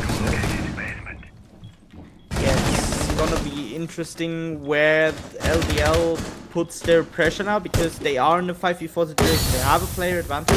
The smokes are going down, and I assume the Thermite just will want to run through and plant, but yeah, he's planting on the desk. Wow, okay, that's interesting. He's not hitting the C4. The EP disabled the C4 that might have saved the Kermit, even though the mirror got killed right after. But the fuser now down leaves Elias all left standing in a 1 versus 4 post-match situation. Yeah, that's pretty much impossible. It wasn't 1 versus 5. He at least got 1 kill. And then last year getting the kill onto the 4 Valkyrie. That just shows us how strong the attack can be on a map like Bank as well. And just like that, LDL has shown that they can make a comeback after being 2-0 down. We're now back to an equal score of a 2-2. Yeah, 2-2. I mean, I don't want to say that's what I expected. I expected Frequency to get another round, but Attack is way stronger than it is on Clubhouse, in my opinion. So that's also why LDL wanted it for the map, right? Attack is the favorite side here if you have decent gunplay and a bit of team play. So, I mean, worked out for LDL so far, 2-2. They can equalize it a little bit earlier than they did on Clubhouse. And maybe they will even go 2-4. Maybe they will go 2-3 now. And this continues on. The attacks I've seen now were very decisive, at least the ones that went like they wanted to. Yeah. So, I mean, maybe this will go good for them. Maybe this won't. But we will have to check, right? Yeah, for now we can see that the side of Frequency is going for a very different defense than the previous round. Yes, it's the same bomb side, but the way they're going to defend it is very different. Like in the last round we saw this heavy presence, like mostly going about the open area or meeting. And well, in this case they seem to have reinforced the hashes, so they're not going to play there heavily. Yes, they're having rotation, so we will likely see some roamer presence around that area. But in general, the focus is not being around that room above the bomb site anymore. The hatches were open, so they could fall back easily, but that was also one of their weak points, because once they lost it, that was already like some pre-done work for the attacking side. And well, with some careful consideration, they have now decided to not go for that, which might be the right choice, because in the previous round it definitely did not pay off. Yeah, I mean, maybe it would have this time. On the other hand, maybe go for a safer option. That's of course always what they can do, right? So yeah, feels like Frequency is pretty much everyone on site. The only expansion they have is into Garage. And on the other hand, we have LDL 1.5 minutes down roughly, and top floor cleared 100%. And now it's for that vertical play going on, opening the edges with Habana, but still having the Thermite there. So maybe there will be both vertical play, or it can't. There's a Tubarao game. I didn't see. That's gonna be a big thorn in the eye for the attacking side, because of course Tubarao can waste so much time, and given that over 1 minute remaining. And he has still not much charge, actually. It's not actually that much. He is going to waste some time, but he will never keep the headshot forever. And well, this is going to be very favorable here for the attacking side, as actually can he get both with one charge? Yes, it seems like he does. The range is just big enough. But either way, this is going to waste a bit of time here for the attacking side, but just not enough. The hedges will be opened up eventually, but the time waste might be valuable here, as well, time favors the side. Yeah, at least right now. Because I mean, we have Shinji getting the first damage of the round quite close to one of the hedges. It's the hallway hedge, right? And now the smokes go down, because I feel like Thermite wants to do the same thing he did before, but the smokes are not that decisive. Still, there's 3 kills going down for LDL. Bank is not getting one return frag, but he needs to come close. But Garage is already pushed as well, as Eliza went into Garage, and now it's a 1v4 situation. Eliza just gets from the hedge, making it a 2-3, and that attack, I wouldn't say flawless. No. Because they obviously they wanted to leave that mirror window open to get the frag on the mirror, right? But they, in the round before, they just smoked that. Yeah. So yeah, that's quite the interesting adaptation there. Could have done both. Attackers must need say to it's- locate and defuse It bombs. feels like that the offensive rounds of LDL are actually getting better and better on this map. Like the first round they won was a rush round. I mean that's great. That was beautifully done. But doesn't really say per se that much about skill. It's also like surprise element is a huge factor there. Second round was actually won like on a way Siege is meant to be played, but the third round was even better and more decisive. Bomb located by attackers. So, LDL, of course, winning 3 rounds in a row now, of which they're getting better and better, in my opinion. 10 seconds left. That takes a lot of good stuff for LDL here. I think they're finally waking 5 up seconds to on go. the attack, which they have chosen for. And given that they have won 3 in a row and they're getting better and better, it kind of tells me that there's more rounds coming from their offensive sides for the upcoming 2 rounds. Actually, this is the last offensive rounds. Sorry. If they want to win more offensive rounds, they gotta do this round. But something tells me that it will be. Yeah, so the question is how much momentum is Frequency gonna keep after they went into or they go into attack, right? Because we have, of course, LDL now finishing their attacker side. If we go with its attacker favorite and LDL keeps this attack up, it's gonna be a 2-4. Let's just say that, or let's just assume that. And yeah, Frequency needs to step it up, right? Because there's 2 rounds they can maximum give LDL as defense, and then they need to win the whole rest. And we already see Vanquish going down as a clash did, as a castle did. Notice really that the castle barricades were destroyed from the window by the Sophia, and you only see Sophia really. Oh no! Oh, that was so close. He almost could have gotten the second, or potentially even the third with the people on the rappel. Beautiful attempt there. Meanwhile, Couldn't he even have run out of the main door and just run over, because they wouldn't have been down in time, right? No, but he just got the kill, so they knew he was there. Like they got the kill to actually. So by the time the players would have been more aware, so I think it was actually a very good way to actually go for the window instead, even though it's more tricky. Like very unfortunate that he didn't get at least 1 kill on those windows, where he could have even gotten shooting there. At least some damage has been done and some momentum on the attacking side has been hurt as well.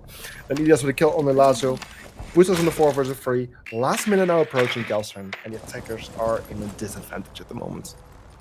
Yeah, but indeed they are in a disadvantage. Not anymore.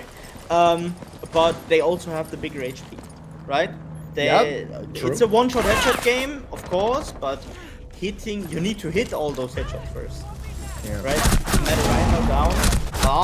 Yuki getting a kill on Zacharias. May, last man standing in a 1v2 situation. Goes just rebels in and gets fragged by Ilias on the square stairs, making it a 3-3 roll swap. Yeah, indeed, there's an even roll swap right there, just like we have seen on the previous map of Clubhouse. So once again, it shows how well matched these 2 teams are. Again, we're going to question now, how are things going now the roll swap has happened? It's going to be Frequency on the attack and LD on the defense. My guess is that it's going to be pretty similar again, Attackers need to locate even and though the defuse last as many time for the bombs second as they half, can. Frequency did better than LDL on Clubhouse. But of course, Clubhouse is a very different map, and things might just go differently here. Either way, I think it's going to be a close one, no matter what. Definitely. So I don't think Frequency, although they have very strong attacks, they will. I don't think they will just run them down like they like LDL did in the 3rd round, right? I think it's gonna be a more thought through thing. 5 seconds left. Yeah, I mean we will see what will happen in those next rounds, right? The first attack round for Frequency starts now, and yeah, I don't know what to expect really, Max. It's always a guess. It's Frequency map pick, which should mean something. It's a very equal map, which means nothing for each of the 2 teams. Yeah, it's really going to go down on how these 2 teams perform. The 2 very good teams. It might just be whoever makes mistakes or who just finds better opportunities. But for now, these two teams just seem to be so well matched. In a way, it's actually very unfortunate that these two teams are matched against each other in an elimination match a bit earlier on in the brackets.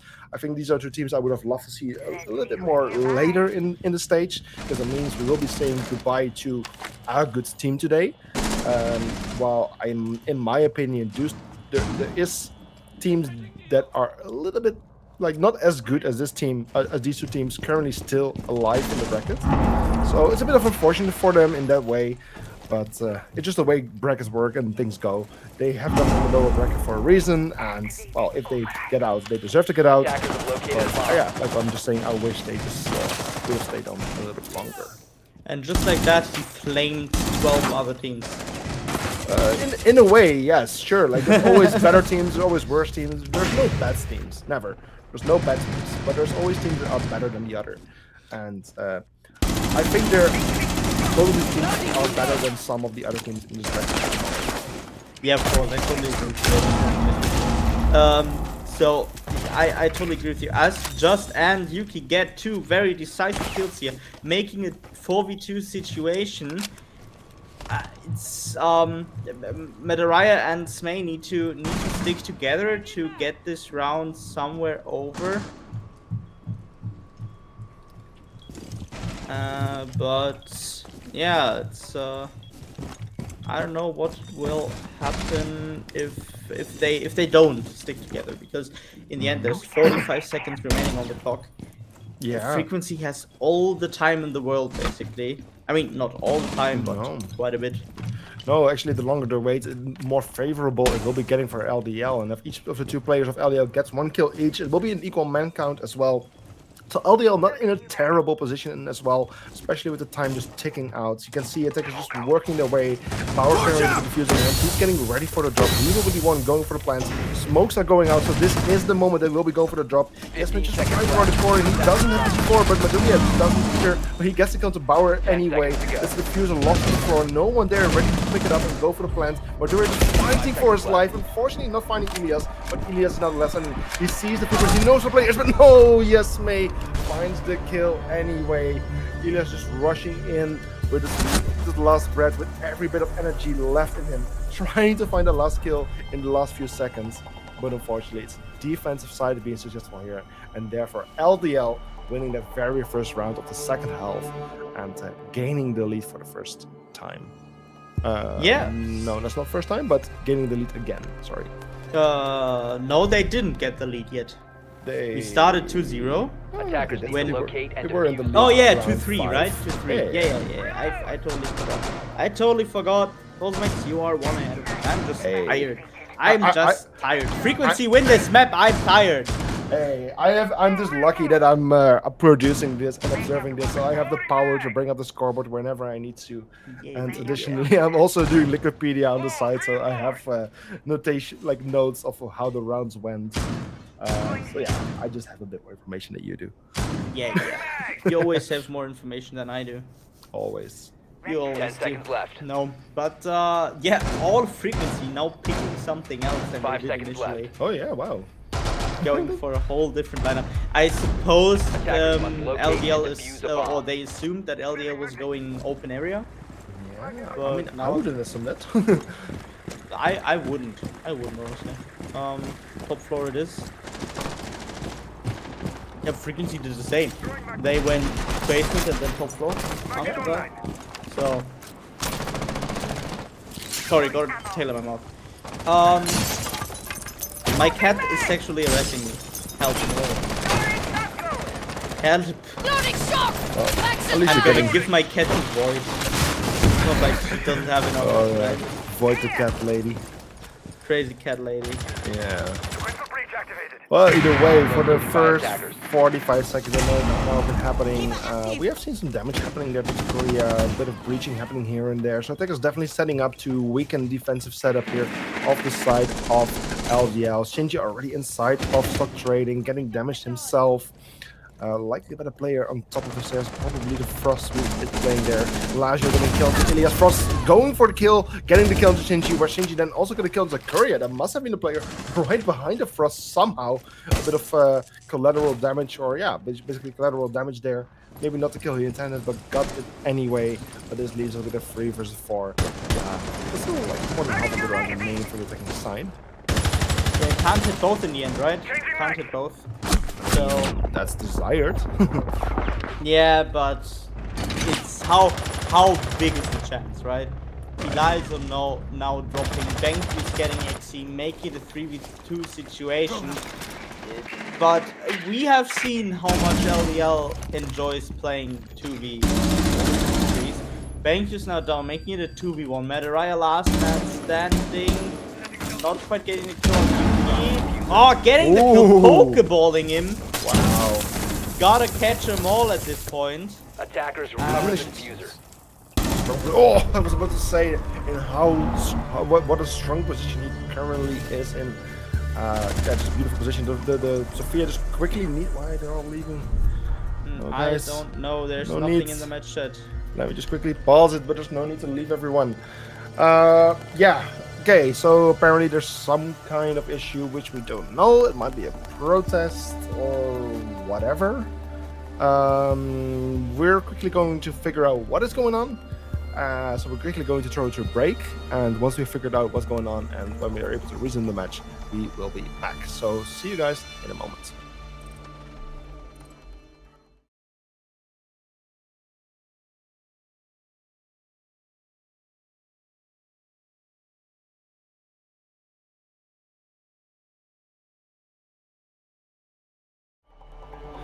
And ladies and gentlemen, we're back for the map here right now. We had there we go. That's the one thing we were expecting to happen. And now we go back to the game again. Let's hope it doesn't do that one more time. Let's hope we can stay in the game right now. I don't want to see our faces again. What? Yeah, I think. What do you mean? Good. I mean, the viewers are here to watch the game, guys. They want to see the map. They want to see the players. They don't want to see us. They only want to see us at break times when they are on the toilet and stuff. But yeah, hey. So yeah, to give you a quick recap of what just happened, because of course the last round we saw a lot of players leaving the lobby. This had to do with a protest that was going on. One of the players on the side of LDL was using a forbidden skin frequency rightfully protested against that, and for that reason the 8th round, which is now going to be replayed on the same bomb site with the same operators, is going to be replayed, and well, does no longer count as an LDL win. Can still count as an LDL win if they decide to be as successful as they were the previous rounds, but well, at least frequency is getting a new fair chance without any forbidden skins being used against them. Yeah, I mean, if by there's another one, would be awesome. That's already very anticlimactic. And wow, well, talking about anticlimactic, just getting the first open kill already, just spraying into the bomb site. On the culprit as well. Yeah. Shame on you, Madaraya. Yeah, meanwhile, you know, this is the whole thing what I mentioned earlier. Putting those castle barricades on exterior windows is so easy to deal with. You can even smash them. You don't even need the bridging charge or a sledgehammer. Just using your weapon, just punch it a few times, and eventually you will get through. So that's why I always feel like those castle barricades on the exterior windows are not that smart.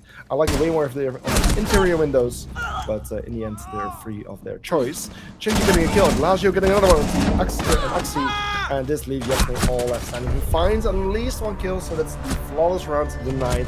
Then with Ilias getting the kill to Yasmin, Frequency is making word of the protest and winning the 8th round this time around. Yeah, so I mean that was an okay. Could you pause the game real quick? So yeah. To explain the situation right now, we have a rule on skin protests where when you have the first violation, there's going to be a round replay. The round has not been exactly replayed because the replay means same operators, same everything, and this means we need to sort something out. It was the same bomb side, but it was not the same operators. So Yeah, that's gonna be a bit of a discussion. I would say we are going into a 1-minute break, and I'm just gonna. Oh wait, yeah, they want to start. So Yeah, never they mind. just- No they just break. wanna- they Let's was- just start. So officially they were supposed to, but both teams seem to be fine with it. So yeah, so let's just ignore it for them. Attackers need to locate. So yeah, and basically, defuse okay, bombs. round not exactly won in the way it should have been, but both teams acknowledge the win and continue on playing. So 4-4 score, Calster, that makes the game pretty interesting. Where we had an even 3-3 split, we're now on a 4-4 score. Both teams being 2 rounds away from the match point, where of course Frequency would have played on series points, as they already won the previous map. And yeah, that's... For Frequency, a pretty good situation for them to be in, where LDL really needs to step up from this moment, because if they don't, if they lose some further rounds, 5 seconds to then go. we might be saying goodbye to them. Yeah. Attackers that's, are moving out to locate a might be bomb and possible. defuse I it. mean, in the end, whoever wins this game, I don't mind if we go to a third map, right? Oh, definitely not. But I mean, my sleeping rhythm would mind, but yeah, it's okay, I guess. Yeah, especially for you. Yesterday already been a very long stream for you. Streaming 3 maps, which 2 went to overtime together with Linards. It was a very You weren't here, right? I mean, I was there. I was producing. So yeah, basically, yeah, it was a very long stream yesterday. But in the end, that's something that we kind of want, especially in this stage of the competition. We want close games, but 275 is something that's also completely acceptable in my opinion. Oh, Boss G. Hello. Boss G, ACOG The- Boss G. That was a one-tap headshot. Yeah, one-shot headshot game. Yeah. I mean, I like the idea of a Boss G because it kind of feels like a marksman rifle, right? Yeah. Double barrel marksman rifle. If you have ACOG, Yuki now getting a kill on XC, making it a 4v4 situation. They were Mai being out, so I hope he has placed some magnets because, yeah, that's the only thing he can help with now. Ilias, on the other hand, now with the ESA on the top floor. Oh, the shield's not gone with the impact. They Yeah. didn't clear it. Yeah, that's a smaller impact radius, right? I think so, yeah. So, yeah, that's unfortunate, I would say. Yeah, it leaves the attackers with a strong position and a difficult position for the defenders to be in. But at the same time, it's not the worst thing in the world. Bauer getting killed on Yasme, Maduria with a kill on Ilias, and Ilias with a kill on Maduria. There's a trade actually happening there. Ilias with a kill on Maduria, then it's just a 2 versus 2, 1 versus 2, as Bauer also gets taken care of. So it's all coming down to just by himself in this 1 versus 2. Elijah and Maduria, the 2 remaining defenders. Where, I mean, Sophia has side control, he just doesn't have the diffuser, which is annoying. It's right behind the wall where he cannot go through, but he can create doors himself, so that's a good thing for him to be Sophia. But it also wastes a bit of time. It creates, it attracts attention, so the defenders are getting a bit closer. They might now know where he is, or at least have an ID where he is. 30 seconds, he needs to make a decision. Yeah, but likewise, right? They don't have any intel on each other. Or, well, just Now they do. seems like he has. Yeah, like he's like just sorry. I'm very sorry, but he needs to get out of bomb site there. 15 seconds remaining on the clock. He can't really get away. And now it's Eliza getting that kill on Just. I'm very sorry, I dropped down. Wow. Yeah, it's not like I'm clean or something. No. Yeah. Well, I was about to point out, like, the Sophia was in a very difficult situation. The Sophia needed to make a decision. Either go for the plants, because the time was running out and he had the diffuser in hands, or go for the kills. But in the end, it was a bit of doubting situation, you know? Like, it was going in, out, not really making Attackers any need to locate proper and moves. defuse bombs. And yeah, I just feel like the Sophia was a bit stuck in a decision-making process where no proper decision could be made. Like stuck between the idea of I need to plant and I need to go for the kills. In the end, not really going for either. And it was a bit of an unfortunate one there for Frequency, but hey, cannot blame them. It's a very pressuring situation to be in, and there's limited time to think. There's a lot of things going through their minds, but in the end, it's benefiting LDL as they now secured another point, 4-5, just one round away from the map points. And if they decide to win this map, then we will be going to the third map. It's going to be Oregon, the perfect decider map, if you ask me. But for now, we'll just need to see first how this map ends and to which side it will be going to. Yeah, the perfect map to let me go to sleep. Attackers dropped the diffuser. Attackers have recovered Ah, the diffuser. Shinji. He already rappelled in, but got killed by Eliza there. Playing the vigil upstairs, not being droned. No. Boss G vigil. Oh, and then Axie with another kill. That's also Bankas taken care of. Boss G potentially going to find another one. No, unfortunately not landing any shots. The shots getting landed on him instead. Luckily still being just over 50% HP remaining for that vigil. So he's not in too much of a dangerous situation yet, but it will hurt future gunfights. I was about to say, so unfortunate for the Amaro to just go in blind. Like I would say, at least have someone on the drone or have a pre-placed drone so you know what you can go and save. It was very unfortunate, not really necessary in my opinion. But yeah, that's the way it went. For now, Elijah also down on the floor while just isn't a gunfight with the player on the stairs, but the Jekyll just jumping in, going for the kill, just also finishing that injured player. A 3 versus 3 right now, with the defenders all falling back to side, with exception of Securia, who's playing on the edge, an easy position to drop back to side if needed. While the attackers are right now. Yeah, but he's got to drop now because he's getting pressure from Yuki on that janitor closet edge that you can technically directly drop down to basement with. Well, I mean, they've turned it. They've turned it even quite well. Had a 3v5 situation, but in the end they clutched them out, getting both Madara and Eliza. So, I mean, that's totally fine for the attackers in the end. Although they lost both the Capitao with the smokes, they still have 6 smokes with them. Apparently, they only took smokes this round, and but they also lost the Amaru, right? So yeah, it's I guess it's a fine trade for them. It's not too good, not too bad. On the other end, of course, we have the Vigil out and the Valkyrie, so Valkyrie cams are still a good use. Vigil, of course, with that personal ability, not a factor anymore, I would say. Yeah. To pop the mirror or not to pop the mirror window, that's a big question here. But in the end, it's Bauer actually with the smokes covering himself, going for the plants. C4's not being thrown yet, so he actually has perfect opportunity to go for plants.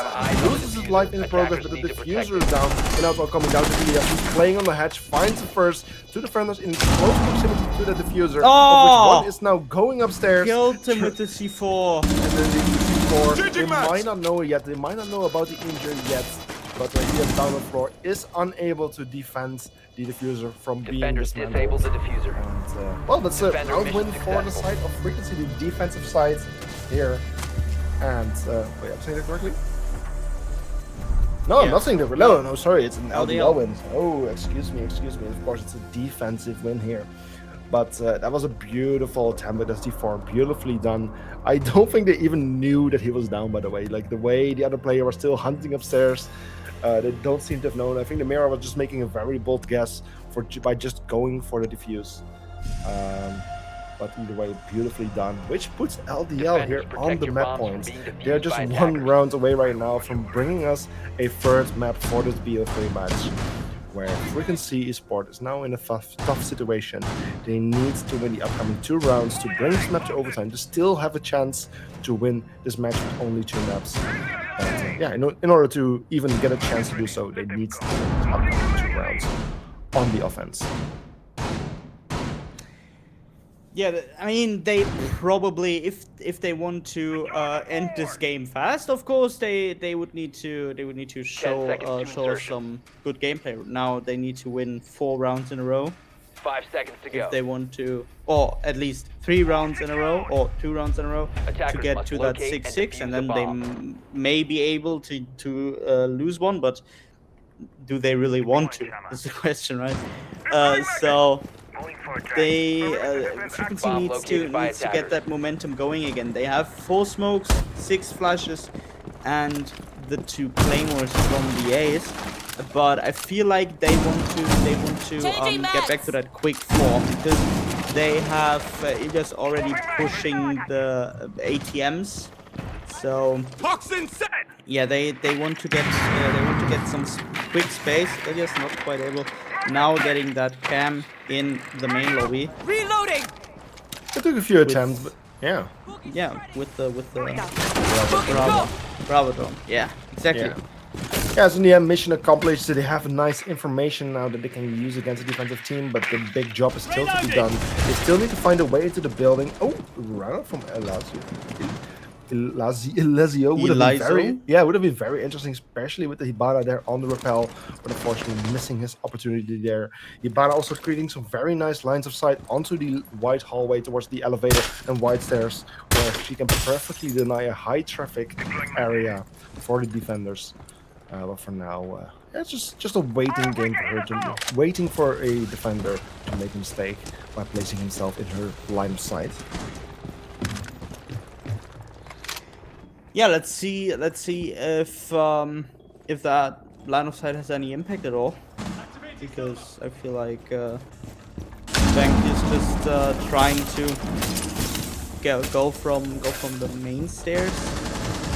Oh, Madaraya now going down already. Ilya's on side almost, playing in tellers, so getting that 2 kills in, killing both the Wamai and the Mute. On the other hand, Smay, Zachariah getting a kill on Shinji, Yuki downing Eliza, Bankius killing Smay. Now it's a 4v1 situation. Zachariah last man standing, trading just for Bankius, and that means we still have at least 1 more round in this game. Yeah, it's Frequency Esport just being 1 round away from potentially saving themselves from going to that third map for tonight. If they manage to win this upcoming round, then we will be going to overtime where they have a new chance. Basically, you're playing a round, like a 3-round match then, where they still have a chance to win 2 maps in a row. But therefore they will need to win this defense. LDL going to the top floor bomb site. They just had to play one of the tougher bomb site as they won 2 bomb sites in a row on the defense. So yeah, this now we're going back to the more favorable bomb sites, which could definitely benefit them. But at the same time, Frequency is very capable of attacking this bomb site as well. If they of course get 1 to 2 very good picks, maybe a pre-placed cam to support their front face attack, right? Because what they did in the round before was just attack from all the windows, get square, get CEO, get the secretary's office cleared out, the castle barricades. There's no castle right now, so they are completely ignoring that. Yeah, and still picking the Sophia. Yeah, I mean, she's still good, right? Because they're going to barricade the doors and windows now, and that can still break it from afar, right? So it's Ash, but with concussive as well. Basically, yeah. I mean, like you said, the gun is still great secondary as well. The only pistol with sights, but that's not true at all. There's multiple of those. But Melusi also has one. Sorry? Melusi also has one. A bomb has been located. Yeah, Nomad, and also the new operator called Deimos, yes, correct. So yeah, there's actually quite a few of those, but yeah, either way, he's having one of those as well. But still very good loadout, that's the one thing, the one point I was trying to make there. Yeah. Oh, but yeah, they Frequency now has the pressure on, right? If they get this round, this is going to be an overtime. They are going to start defense in overtime because it was their map pick and LDL picked attack in overtime, right? Yeah, Team Blue. Yeah. No, Team Blue Frequency picked up attack. It was LDL starting attack on the first map, and then Frequency attack overtime. I'm gonna just check. Deployed shield on the window. If not, then I might have set the match wrong, but we'll find out if we Bank go to overtime attack for frequency. Yeah, right? So I'm saying Okay, so I'm wrong. I'm wrong. Yes, always. Do you fuck you mean always? Either way, right now there's just 1 minute remaining for what is Yeah, you potentially... better talk over it now. Yeah, I'm just gonna ignore Yeah, it. yeah. Attackers What's recover potentially bombs. going to be the very last round of this map right here. If it's up to LDL, at least, but right now Frequency is in a good position Loading new to magazine. extend this map into overtime as they now find themselves in a 5 versus 3 situation.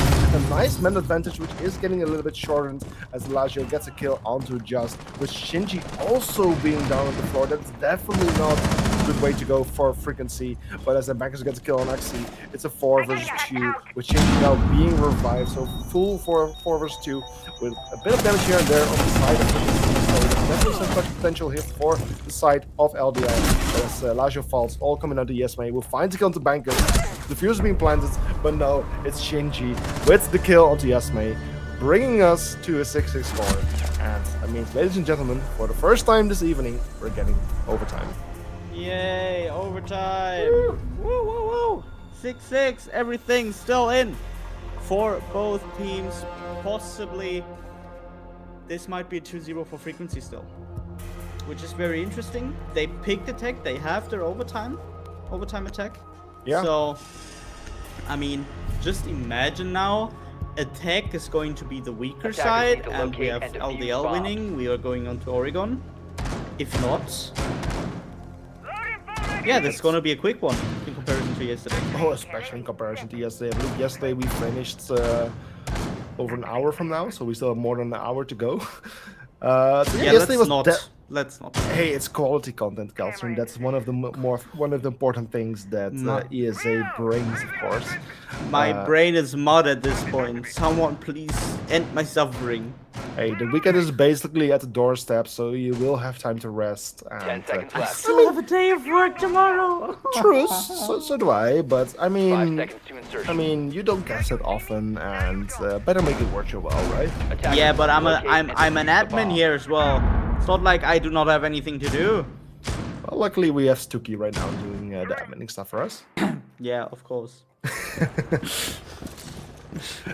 Well, either way, hey, it's a 6-6. We were basically back to square one instead of a game with 12 rounds. We're now playing a game with 3 rounds, where every round will see a roll swap happen. Shinji, this time, using his Amaru Repel gadget one more time, this time making it in safe, potentially due to some drone work that they have done this time around.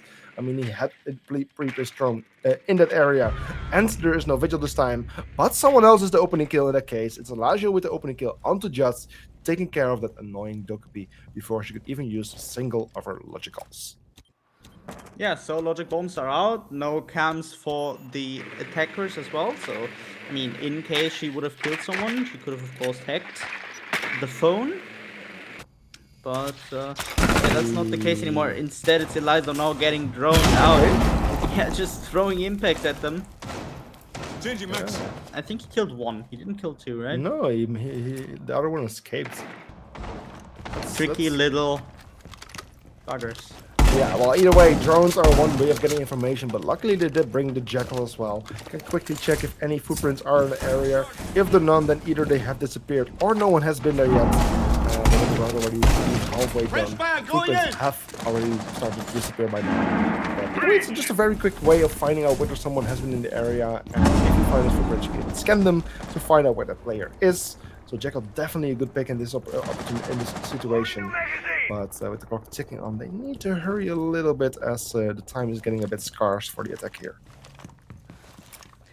Yeah, depends on how they want to do this, right? They are on a player disadvantage, even bigger now because Eliza is still wreaking havoc there. Metaryan getting another kill, Yuki getting dangerously low, and Buddy's still in open area, getting some damage done. Now dying to Zachariah, and now it's last man standing for Ilias, who didn't find anyone yet. Everyone of LDL, with the exception of Metaraya and May, are very, very low. But Ilias gets one. Will he get another one? It's flawless. Let's try. It's at least a flawless round of 9. Yeah, gets 2. doesn't get a third one yet because there's still one on square, and it's Madaraya getting that kill to close out the round, making it 6-7 for LDL, and now they have the map point again. Please don't choke. Yeah, it's LDL on map point again. They are technically on their favorable side, which is attack. They also decide where they decided to start from, but at the same time, we cannot really say who was better on which side because it was a free split every single time. So technically, both teams are as good on the attack as on the defense, and it's overtime will really decide who's better on this map in general. LDL on the match point, on map point in this case for them. While Frequency needs to win the upcoming 2 rounds if they want to enter the match right here and right now. And I mean, I bet they want to, right? So that's well, Frequency wouldn't want them to. LDL, I mean. No, Frequency wouldn't want LDL to win the map now. Right, of course, That's yes. Yeah.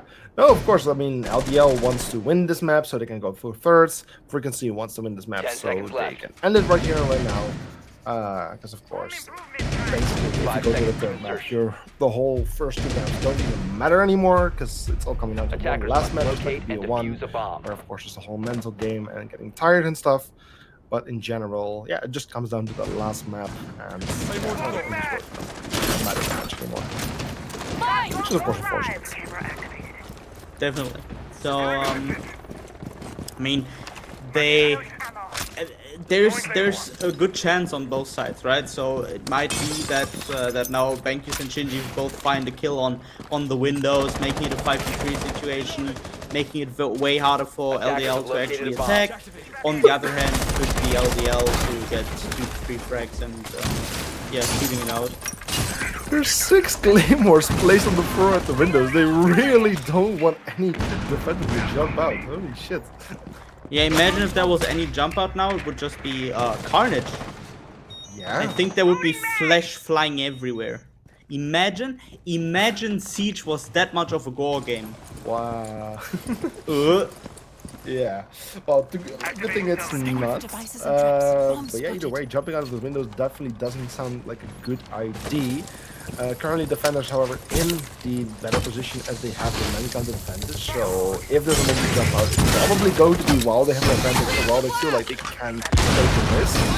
But the members of LDL, they are the ones who want to win this round because if they do, they will go to the next map. They will win this map. But in order to first and make their way in, and by hanging on those windows, they're not in a very good position where they can make an entry as they're extremely vulnerable while jumping in. So luckily Midoriya is one of those players who is coming from a different angle. And he needs to, right? As you said, they can't really jump in just like that. We have Shinji there, I think, sitting in CEO, or is he sitting on Banana? I don't really see. Ilyas, on the other hand, getting a kill on Eliza. Ash down. I think that was one of the Rebel players. Bankus now getting killed by Madaraya, a bit too aggressive, wanted to peek him. Of course, traded some damage, but lost his life for that. Shinji now also dropping to around half HP. Square getting taken by LDL, but still with the player disadvantage. Now checking CEO if they see anyone, but there's no one really on side. We have Azami on the hallway, but not really in any big danger, I would say. Also, now the Azami on the side. Oh, Exi getting a kill on Just there, making it 3v3. May being able to drop the diffuser. Yuki getting a kill, 8 seconds on the clock. Yuki getting another kill, dropping the diffuser, 4 seconds to go, and now it's just Ilyas and Exi in a 1v1 situation. Timer, it has run out. Exi last man standing, and yeah, Ilyas just gets the last kill and a 4K with it, I think. I'm not sure about that one, but either way, what a beautiful round. And with Frequency now winning the second round of overtime, it means we're having maximum overtime. All rounds being played. That is a 7-7 score. There's only one last round to decide who's going to be the victor of this map. If it's Frequency, it's all over. There's a 2-0 win for them. But if it's LDL, then we will have a 1-1 map score, and then we will be going to the final map of Oregon as a decider. It's going to be Frequency here on the offense, Attackers LD on the need to defense. We locate and still defuse cannot bombs. say who is better on which side, really, as I mean, they have just been so Bomb well located matched by for attackers. now. It has been defensive wins. It's In all overtime being only? the little things, right? Yeah, but so It's- far, I'm sorry. Sorry, but it's always been like the little things. One player getting picked off, and then resulting in another loss, and then resulting in the round loss because you couldn't execute accordingly, or be it the defenders pick off, get a 10 pick, seconds left before or insertion. leave a pick because someone over peaks, 5 and that seconds left. leads the attackers to just execute an over in their Attackers player are moving to advantage. defuse a bomb. Whatever, that's just it's the small things. They punish each other on whatever they can take, even be it skins put on. Oh yes, sure, for sure. I mean, there's so much at stake for these players. Like losing means being eliminated from the competition, ending up like in what is it? I believe somewhere between 5th to 8th place, 5th to 8th place. I Okay. think. Or is it even no? It's 9 to 12. 9 to 12. Yeah. Yeah, it's 9 to, sorry. Yeah, again wrong, like always. But either way, Hey! oh, whoa, fuck? okay. But Alessio getting the kill to Shinji. The Hibana who was going for that nasty line of sight one more time with the pallets. I'm not sure whether she did. No, literally not even reinforced. Some explosive was used. But that's the loss. Not the only hard breacher, luckily. So they still have the ace if they want to go for some hard breachers. There's definitely some opportunity here still for the side of Frequency. But also losing a man is just hurtful in general. Who's hurtful in general? Sorry. Well, I'm hurtful to you, but I mean that it's hurtful to lose a player. Yeah. You're hurtful to me. That's right. That's totally right. Just getting down now. 3v5 situations right now. It doesn't look good for Frequency. Madaraya in a bit of trouble, getting some pressure by Bankis, but getting out in time. 2v5 as Exi gets Ilias. Ilias being top fragger. Yuki getting a kill on drop the bomb Exi, diffuser. but it is out surprising him still in that secretary's Yeah. office. And now it's Bankis last man standing in a 1v4 situation. He needs to get picks, and that very, very, very, very fast. Yeah, there's also Just- diffuser lost on the top floor, which is also not ideal. So even if he managed to get some kills and he wants to win the round, he needs to go and retrieve the diffuser first. Heavily guarded by the Exami, who's guarding it with alive. In the end, it's Maduria getting that kill. So that means that LDL wins the last round of this match, which has been at a 7-7 score. So they win it with a 7-8, and it means after going to maximum overtime, we will be getting an additional map where we will then be going to Oregon. Yeah, Oregon. Well, why not? Why not, right? Oregon, of course, a map we can say there's both ways that can go there, right? There can be total domination because one team just uses every single mistake of the other. On the other hand, it can just be the exact opposite, right? Yeah. So I mean, I'm quite hyped. For that surely. third map, although it doesn't look yeah. like it. That's just me being tired. It's just tired, yeah. But yeah, I'm very hyped. Nonetheless, I think we're still gonna go in a 5 to 6 minute break. Yeah. And it's your time to get something to drink, get something to eat. Leave your predictions for this map 3 in the chat, and we'll see you in a bit. Okay. See ya.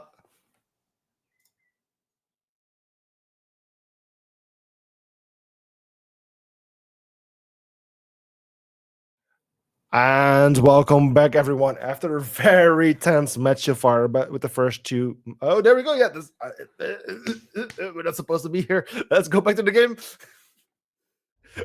Like I was about to say, after a very tense first two maps, where first Frequency managed to win on Clubhouse with a 7-5 win, we went to the second map of Bank, where, well, things went very, very well for your team. We had a free split for the first half, then a free split for the second half, after which we went to overtime. 1 round being won for LDL, 1 round being won for Frequency, which brought us to the 7-7. But in the end, LDL winning that final round, bring us to a 7-8 score for Bank. And that means that it's a 1-1 score right now for these two teams, bring us to the very final map of Morgan Galstern. Operator bands. Yeah, it's probably just gonna be the same that we've seen all game. So, Ying Montagne bans on the attacker side, then it's gonna be a Solus ban. Wouldn't surprise me at least, also in Oregon.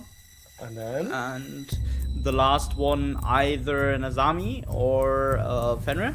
Uh-huh. Would make sense. And we see a Solus ban, and... That's 3 out of 4 correct so far. Can I have the drums? Can you finally be correct about something? Eh, what the fuck, man? No, yes! It's a Melusi ban. Why the hell is it a Melusi ban? Yeah, okay, that's an interesting ban. It's definitely an interesting ban. Melusi, good operator. I mean, a bit more favorable with the weapon balancing changes, scopes and stuff. But at the same time, the gadget's still weaker as it can be destroyed and shot when it opens up. So, yeah, I mean, it's still a good operator. Yeah, of course, it's good operator, but I mean, Fenrir open, Azami open. There's so many operators I would prefer to ban over Melusi. Because, yeah, the Banshees are powerful, but not that powerful. I mean, the good thing is that those operators are usually being banned, and therefore we usually don't get to see. We are going to be able to see them today. And also, one operator that we saw yesterday quite a bit on this map when you and Lennox were casting was that Clash, currently being locked in by Bauer, going to play as Clash on that basement. Yesterday, we have seen how effective and how strong she can be, especially on the time waste, and especially with a good team backing her up. Because, of course, by herself, she's quite weak. But as long as she's having some good players backing her up, she can be extremely destructive. So very excited to see her in play. Definitely. Because I don't know if you've seen the usual Siege patch notes that always are being released at the start of the season, also in mid-season. But again, like Clash just being off the records, especially for PC, she's not even on the chart of being on the pick rate and success rate, like completely off the chart in a negative way. For console, luckily a little bit better, but especially when it comes to competitive, that's where Clash suddenly finds so much success. So that's why I'm very excited to actually see her. Yeah, but that's exactly why I somehow like the things they or Ubisoft does in terms of operator fixes or changes rather. Yeah. Because if you have a publisher like Riot Games, for example, Right. they change mostly adapted to competitive. Right. And then you have Ubisoft. What I feel like the one thing they do is listen to their community in terms of operators. Yeah. Solus nerf, Fenrir nerf coming soon. So and Clash is one of the operators that I would consider to be one of the more fair champions. Operators. Oh yeah, for sure. So I mean, yes, of course she has that big ass shield. She's not that easily destroyable because that shield is hella big, right? But on the other hand, with the shield rework, she can be killed easier than before, and also her electrocution is not it's not permanent. It needs to recharge and everything. So I feel there's your ups and downs also together with the fact that she doesn't have a main weapon, right? It's her gadget. So yeah, I mean she's a well-balanced operator, and where she's very strong in the defensive way, she's not very strong in the offensive way. So that's where you rarely see her getting killed in terms of that. But things that are happening is Shinji and Bankus each getting 1 kill with just following up by killing Midoriya. And Zakaria with a kill onto Ilya, leaving us with 4 vs 2, make that a 4 vs 1 as Shinji gets a kill on Zakaria. And Lazio with a kill on Just, and he is the one left standing, but Bankus then finds him. And well, in a very short amount of time, the round suddenly goes to Frequency Esport, Team Blue, the defensive team. And well, we started the final map, with a 1-0 score. Yeah, so defense, of course, being at an advantage again. We went from Clubhouse, which was very defaulty map, to Bank, who I would say was fine for both sides, but attack was a bit more favored than on Clubhouse. Attackers need And to then locate and we go defuse to bombs. Oregon map, which is very defender sided again. Naturally, because of the natural defender advantage. Yeah. It's a game where I expect Frequency to get the first 3 rounds at least. If not get a 4-2. There's definitely, I mean, 4-2 will be a very acceptable outcome for either two teams. In my opinion, if it's a 4-2 split in the favor of Frequency, I think both teams have done well. Yeah. Because I then expect quite a bit from LDL as well onto the defense. 10 seconds For to this map, of insertion. course, Frequency was the team with the better round difference, so they decided 5 also to seconds start to here go. on the defense. And then, understandably, LDL, if this map goes to overtime, Attackers they are moving decided out to to go locate a bomb and to defuse it. defense on that overtime. So both teams seem to be favoring that defense, which is understandable. But that's also why we are expecting a lot from each team when they reach that defensive side. So yeah, let's see how it goes. Yeah, the attack now needs to come through. Of course, it's top floor now, so it's a little bit of a slower attack, I would say, because they rather need to watch out. Okay, Ilias. Yeah. Guess he likes to A throw bomb away has his been life, huh? located. Yeah, just slightly getting his feet tickled by some bullets. Not too much damage, but yeah, because it's just like it's such a minor bit of damage, you know. Yeah, I always get my feet tickled by shark teeth. Wow. Yeah, I like, especially when they rip my toes off. That's a very good feeling. Yeah, but either way, it's a like a small amount of damage. Like it's not very significant. Yes, it can still mean like different life death in the gunfights, but in the end, it's nothing to worry about too much. One thing that the defense does need to worry about, however, is it long already being opened up, but then they do find Superior through the breach, as it works in both ways. And well, that's going to just fight performance here. Now going to be revived. Elijah getting killed to just, so the man count has been taken out, but the damage has mostly been done to the attacking sides so far. And they have Attackers dropped the diffuser. at least LDL has put a bit of pressure on to Master. They've taken the whole Master and Armory Cover the side, diffuser. now commencing onto Ethic, which was only open for headline. So there's no way they can actually get in there. There's another kill being dropped by Frequency got the kill, so it's a 4v2 situation in favor of the defenders here. And yeah, with 55 seconds on the clock, unless Frequency is hard throwing, I don't think they can really drop this round. We have Eliza still playing vertically, looking to get one of the enemy operators on the soft floor. But yeah, as I said, I don't think there's really anything they can do here. Getting more and more damage both in the red areas of HP. Now the first one, Shinji getting one, Dekaraya last one standing, getting some hits on Banks, but now there's two people going forward, and it's the Frost sacrificing herself. Yeah, what the hell? The injured icon already being there while she was walking around is definitely a kill cam bug there. Yeah, that's just in the kill cam because she was like dead when it's always happening when someone's injured in kill cam. This might be the first time that I'm actually fully aware of it, or maybe I just forgot about it. But yeah, like it was a nice clutch attempt, like especially like once the attackers of LDL reached the point that they only have two players. They were playing for such a long time with two players, and that's when you really almost like only realize that how effective they were at their entry. Because I mean, they made it into the building so quickly, got the walls open so early on. Then unfortunately lost a lot of lives, but yeah, just the amount of time that those two players spent together at the end just made me realize how effective they were at the beginning. And then yeah, just unfortunately Frequency fighting it back very, very hard, making use of the breach in their own way, taking out those players. 10 seconds remaining. A very nice start from LDL, but a very nice finish up by Frequency. 5 seconds to go.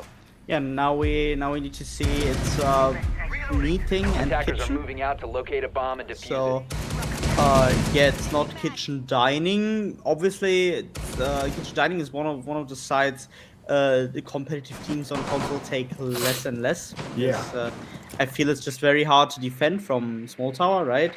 But yeah, on the other hand, this side is one of the better ones. I can recall seeing dining for the last time. It's been ages. It might not even have been this season even. So yeah, definitely dining getting picked less and less indeed. I kind of miss it because it was always very creative, especially with showers being included and that kind of stuff. But yeah, also the way like to kind of reach from small tower, I just hated it. A bomb has been located. Yeah, that's a bit of a cheating way, right? I mean, It's it's not a bug use, but it's generally accepted, but it doesn't make sense.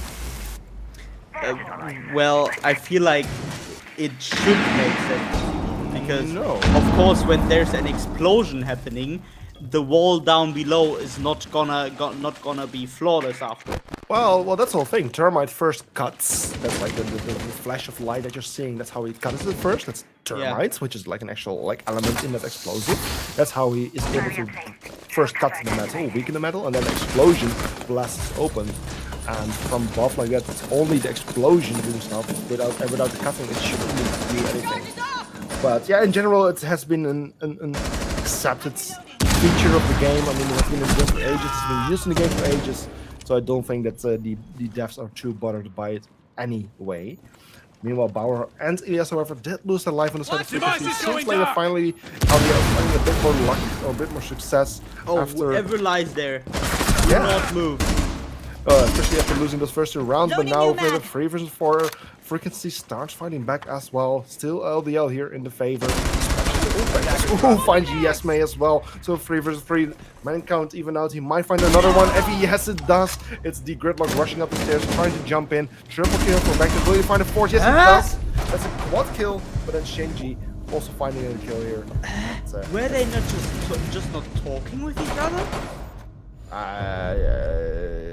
It almost sounds like he would. Yeah, you would say like he should be more aware of. I mean, flank. no one even looked at Bankius.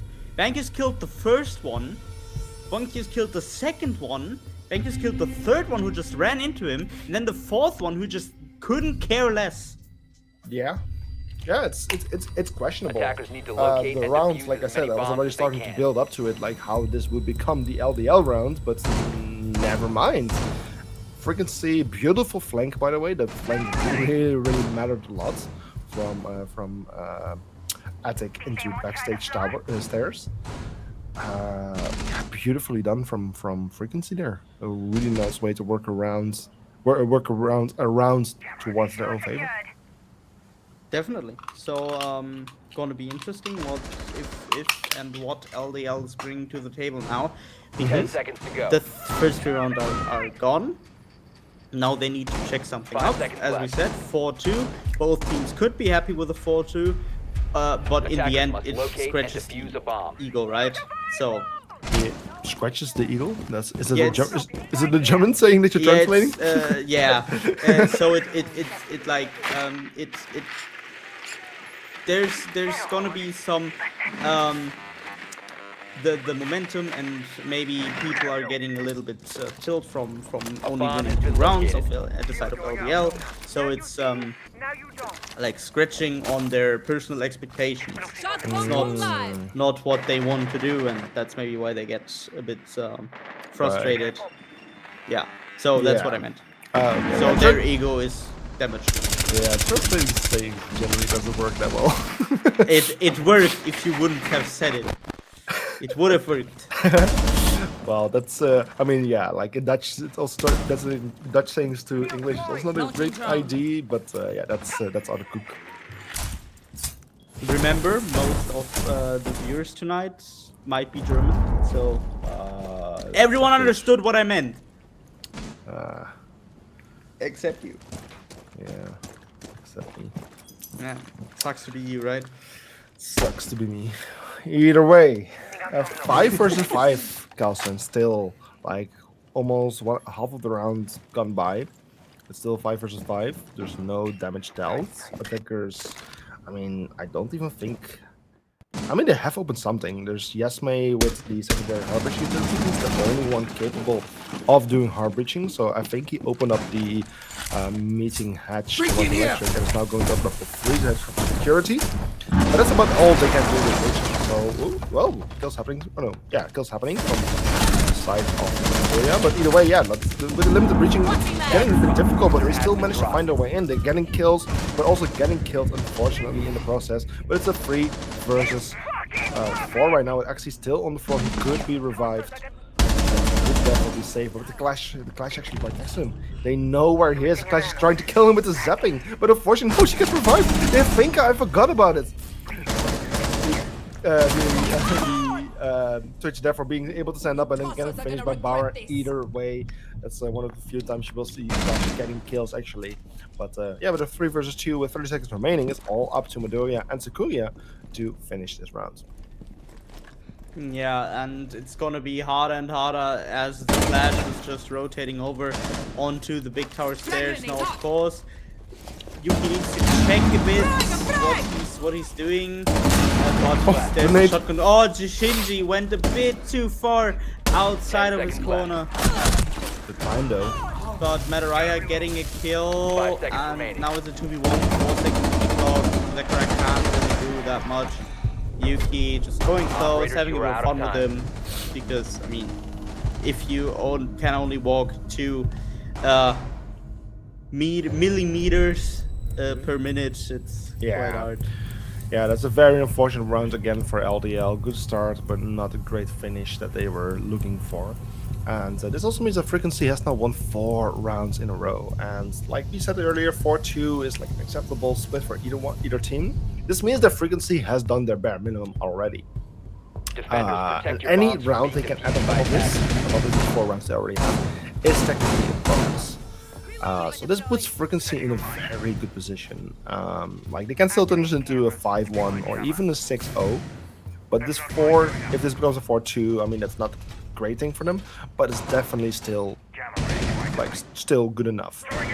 So this puts them in a very good position, which of course, you know, like makes them feel pretty good about themselves, pretty good about this map. And on the other hand, for LDL, this is very worrying because LDL needs to get 2 rounds. Because if they get less than that, then things become very difficult once they go to the more favorable defensible side. 5 seconds left. Yeah, and that's also for the mental. It's probably the worst, the worst 4-round losses that you can imagine. Because I mean, it's okay-ish. If you like lose the first one, win the second, lose the third and fourth, win the fifth, and so on. So you have a bit of a back and forth, but these rounds, especially round 3 and round 4 now, were so decisive, where LDL got the initial picks and then fell apart. And that's so very rough for them, because that if it runs really out batteries, doesn't work on the mental as well, I would say. Now let's just see how they are working around it, right? Because they somehow need to do something. Yeah, but it's also other than losing rounds. Yeah, but especially like the BO3s, this is how teams get tested to the ultimates. I mean, like BO3s are tiring, not just for us casters, but also for the players, and even for the viewers. This can be tiring as well. But for the players, this is the ultimate test, and you can prove yourself on a BO1, but a BO3 is an even more better test. Not even talking about BO5 yet, because BO5 that's going to be the grand final with unlimited overtime, so that's the ultimate test really. Already hyped for it. Oh, I'm definitely.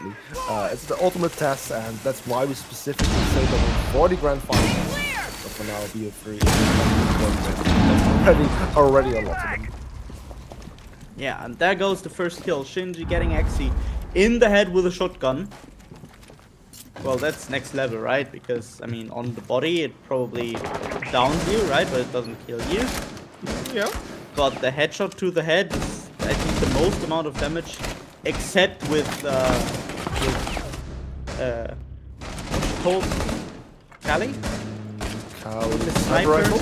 I think that's from weapons as in rifles. Yeah. That's probably the most damage you can do. Yeah, I mean, of course, apart from killing someone. yeah, That's true. But hey, LDL, not a very good first 4 rounds, and this 5th round is definitely not looking good either. It's now currently Elijah finding himself in a 5 versus 1 situation. He's the only player left standing on his team, does not have a diffuser, is playing outside of the building. He's just trying to get some kills, but I don't think he's actually attempting to win the round here. There's only 20 seconds remaining. Besides getting some nice kills here, there's not much for him to gain. Like a round win that seems very unlikely at this point, even though he's 30 to 5 versus 1 into a 3 versus 1. But getting 3 kills, that seems pretty much impossible, even though 2 players were actually getting very, very aggressive and close to him. oh, But in the end, almost breaking his legs. he almost broke his legs there, yeah.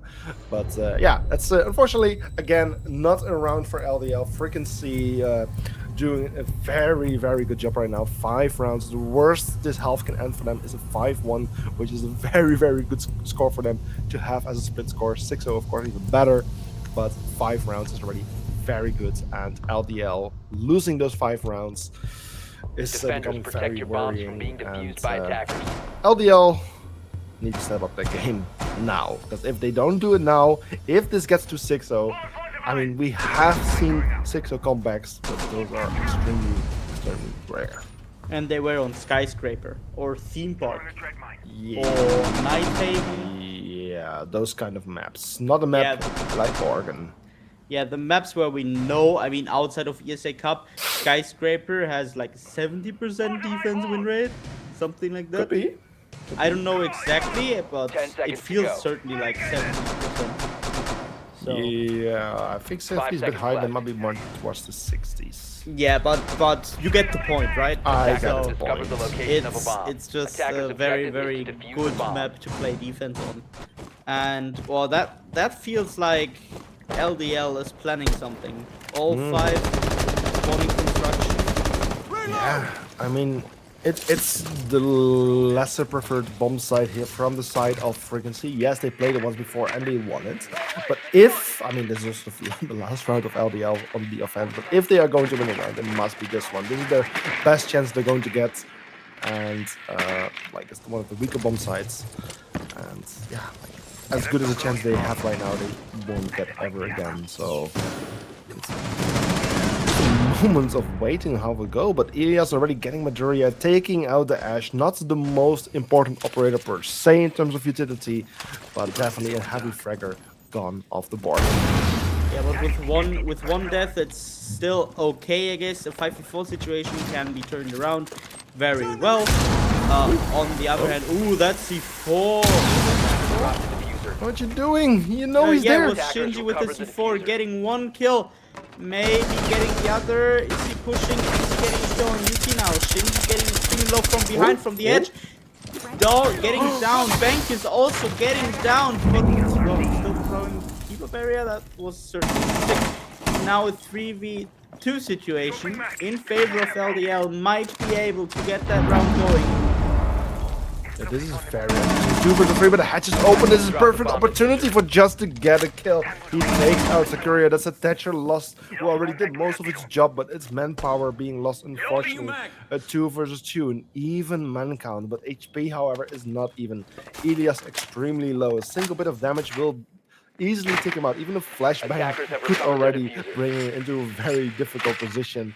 But for now, the 2 versus 2 is still over a minute remaining. This is a very good position for LDL to be in. Will they finally secure their first point for this decider map and put themselves in a 5-1? Or will the side of somehow manage to That is the big question in the end. Ilyas now on the top floor, That's meaning dangerous. to flank, risk his little life Flashbang left out. to maybe get a kill from behind here, which would be very, very big.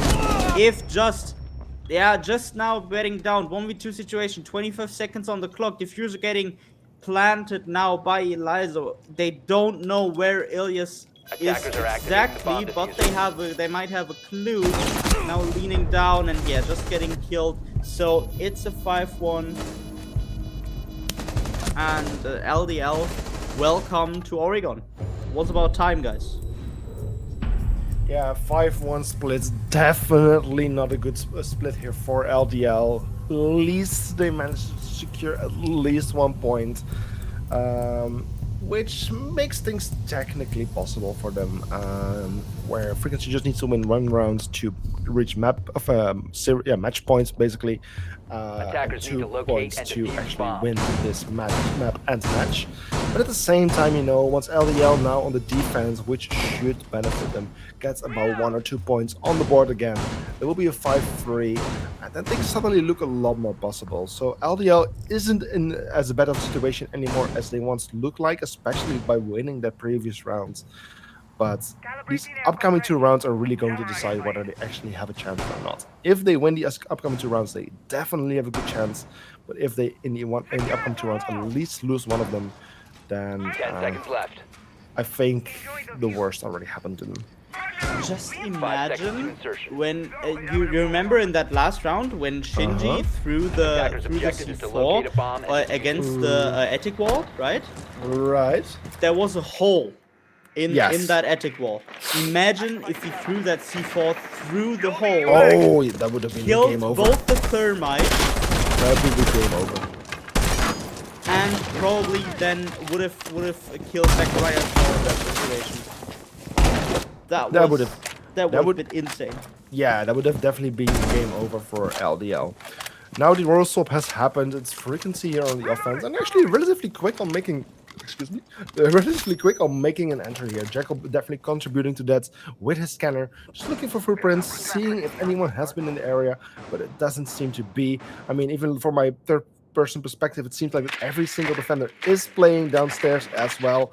So something that we said about previous maps, the ground's just being given for free here, no resistance whatsoever, which gives the sides of the perfect opportunity to make a good entry in the map, get those hatches open really nice and quickly, and start pressuring the bomb site below, where the defenders anti-bomb site are located. I mean, basement on Oregon, one of the sites where I'd say bunkering down is totally fine.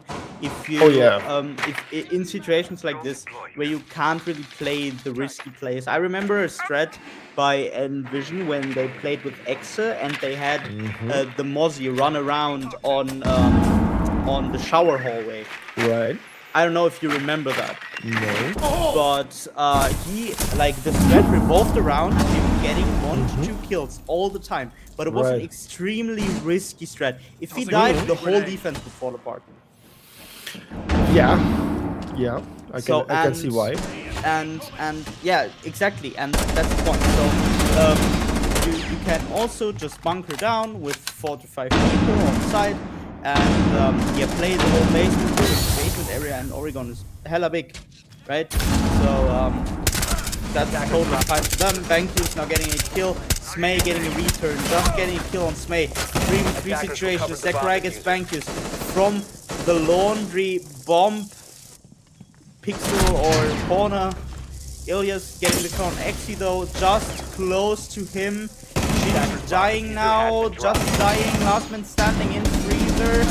Now having an issue with the mirror window, and Elizo getting that round done, making it 5-2. Frequency did get pretty close to actually winning the offensive round there, but in the last seconds, LDL just turning things back into their favor and securing their first round on the defense as well. So that's 2 rounds on a row right now from LDL, because of course 2 rounds ago we were on a 5-0 score. So yeah, like I said, like things are looking a bit better right now for LDL, of course. Like a 5-2 looks way better than a 5-0 locate and defuse for obvious reasons, of course. But with them being on the defense, the first defensive round also being successful, I'm really see LDL easily adding in under 1 or 2 rounds easily onto the board, which will bring the scores very close. Like I think at one point we will end up like on a 6-4 score here or something, so that Frequency does reach that map and match point. But even with the 6-4, LDL does have a good chance on still winning 2 rounds in a row, especially depending on the bomb site that they can be playing at a point. But even with a 6-4, this map has a good opportunity of actually reaching that 6-6 score, where it would go to overtime. Attackers' objective is to locate a bomb and defuse it. this ought to be a very interesting map. Of course. I mean, Oregon. We always say it's a bit of a default map, but everything can happen in has one, been dropped. right? Yes. So I mean, there is Breaching charge the possibility we have Frequency winning 2 rounds in a row very decisively now. There is a chance of Attackers will cover the Frequency not diffuser. getting Charge ready. a little bit of air anymore, and LDL just dominating them for 5 rounds in a row, winning this 7-5. All possible. I wouldn't say likely, but possible. It's definitely possible, but that's also why I mentioned that Oregon is such a good designer map, because it's such a basic map where it really comes to like more basic things such as skill and just the execution of the strategy that basically everyone knows already anyway. So not making mistakes, just doing what you're supposed to do and doing it in the correct way, that's where it comes down to. And that's just why a map like Oregon is perfect. Meanwhile, the members of Frequency are setting up a potential execution already. Like loads of bees being shot in. There's a lion ready to use its scan as well. The SMA, however, kind of disturbing that by taking out the buck who was playing, I believe, downstairs in the vertical maybe, to like do some denying from below, while everyone else was setting up to actually make a quick entry here. Ash also being downstairs to shut down those white stairs flank area. But yeah, right now still the attack is in a good position to go for hop in. But it will be a bit more difficult without the duck. Yeah, now with the... Oh, they have a lion, actually. Yeah. That's interesting. I didn't notice. In combination with those bees, he would be deadly. Yeah, that's so much intel. But the second you jump in, Madaraya getting a 3k, getting 3 kills there. But now getting killed off by Shinji. But Shinji trading. Yeah. So, yeah. I'm not sure what exactly happened, because like, you know, like they were setting up, they were getting ready, the bees were being shot in, but I don't know what exactly happened. But at the point they made a decision to not make the move, because I think that was supposed to be the moment they make that move. But whether the bees didn't really find anyone, not enough, or someone was not in the right position, or an enemy was making some kind of movement, they decided to cut it off. And at that point, you know, like was the bug in a tough situation downstairs, where it was like vulnerable and eventually getting taken out. And then they lost some manpower, they lost their bees already, and I think that really hurt the offensive round here from Frequency.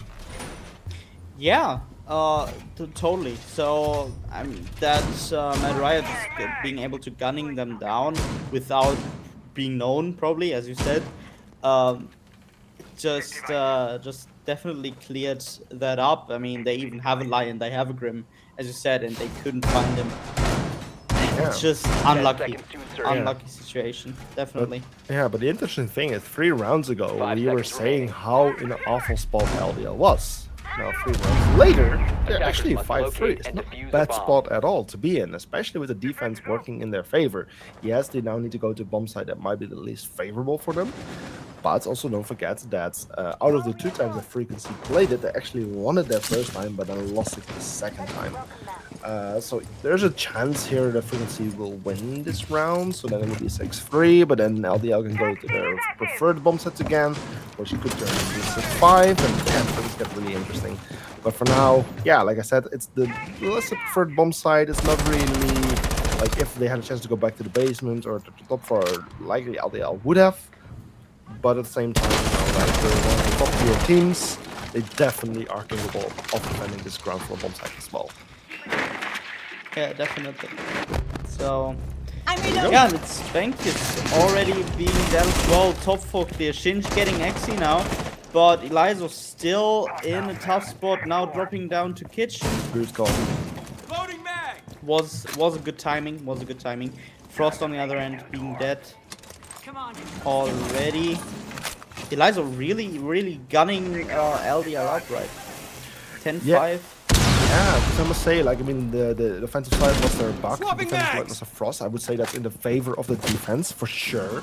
Meanwhile, also Elias losing his life to the career, so that's another attacker losing his life. So definitely LDL being in a very good spot here.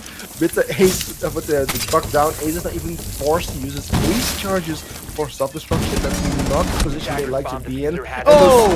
Those verticals work in both directions, sir. So Zakaria making good use of it, finding the kill on the ace as well. And suddenly we're trying us on 2-5, I was about to say, but make that a 1-5 as the Yesmay gets the kill onto Jess. now all coming down. Shinchu also gets finished there by Midoriya, who has made his way back upstairs. It's 4 rounds in a row now for LDL, who are now just 1 point behind on Frequency. That's a 5-4 score. Yeah, that's hella interesting. As you said, I mean, I wouldn't say we counted them off, but we certainly said LDL was in a very tight position, right? I mean, like, I wouldn't even blame Defenders, protect your anyone if bombs they from think, being okay, defused well, by GG, attackers. it's over, 5-0. No way LDL is going to make it back. Yeah, definitely. But like you said, yeah, it rarely happens, but it does happen, and this might be one of the situations, like, LDL just being 1 round away from making a full comeback. And by being allowed to go back to that basement bomb site, I have high expectations. Me too, definitely. On the other hand, as well, I mean, the attacks on basement 10 seconds left in this before insertion. or in this specific team matchup, I would 5 say are seconds to actually go. quite close. Oh yeah. Or at least they were in the first Attackers' half of the objective is map. to locate a bomb and defuse it. And now I think that was the first bomb set as well in round 7, right? So that was also very, very close. Being, I think it ended as a 1v2. Sorry? I don't know anymore how round 7 ended. I think it was 1v2. But So yeah, doesn't matter. But basement being the closest map is something I certainly wouldn't have expected, but yeah, it is what it is, right? it is what it is, indeed. And for now, it's still Frequency in the lead, but just, yeah, with their opponent 1 round behind them, just basically breathing down their neck. And well, Frequency is definitely starting to feel the heat after losing 4 rounds in a row.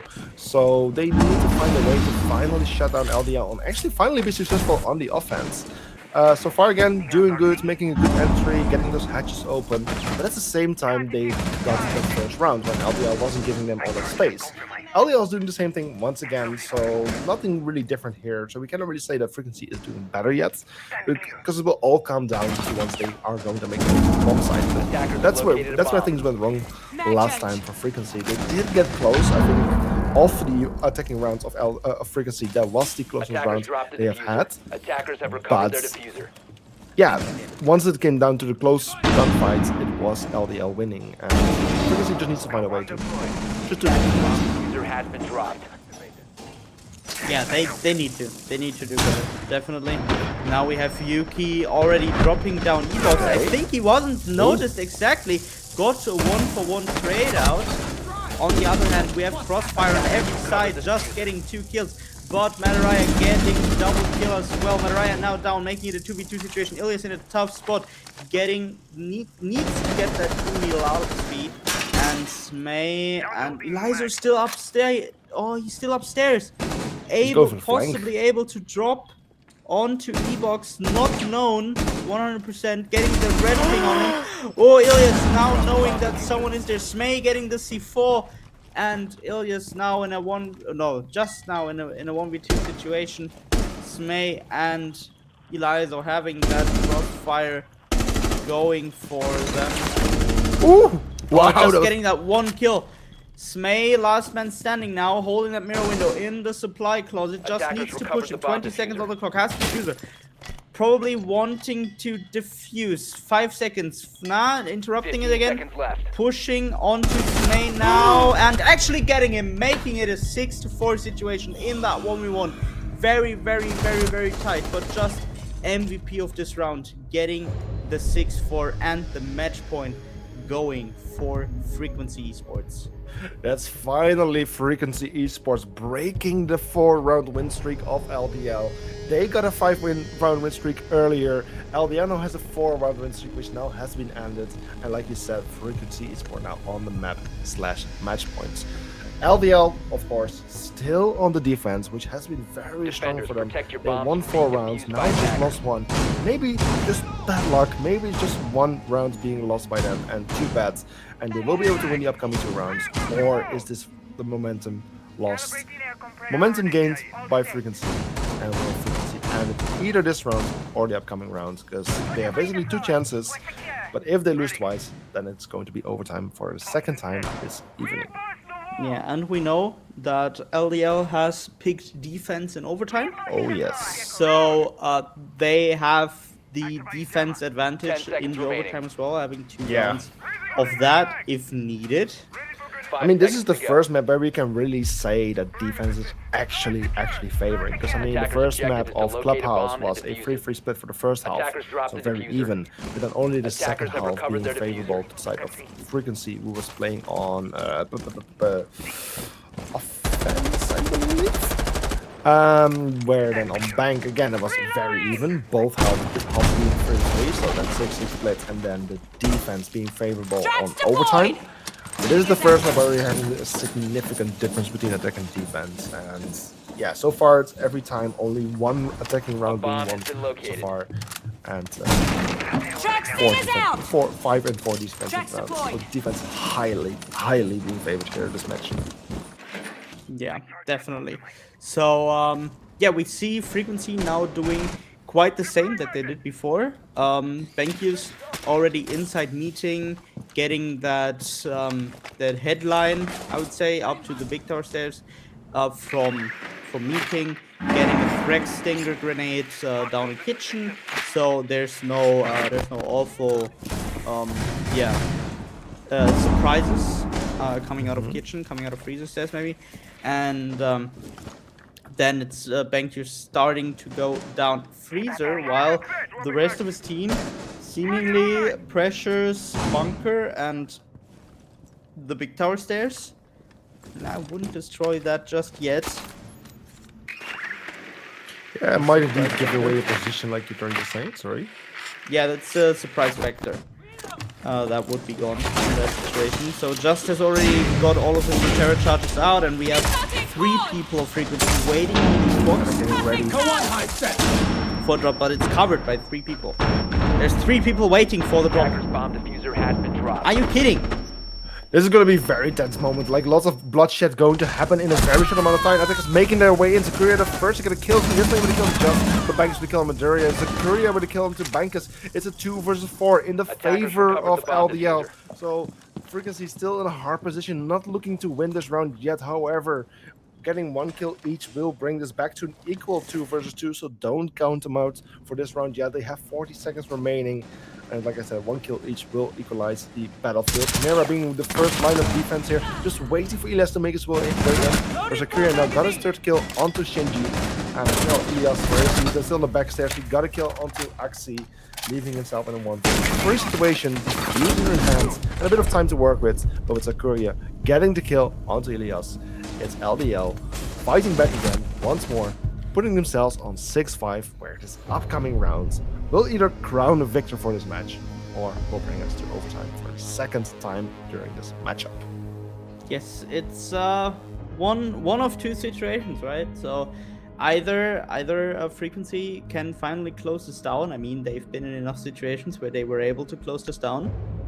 And on the other hand, it could be LDL coming back from Attackers need to locate and from that defuse bombs. first map being quite the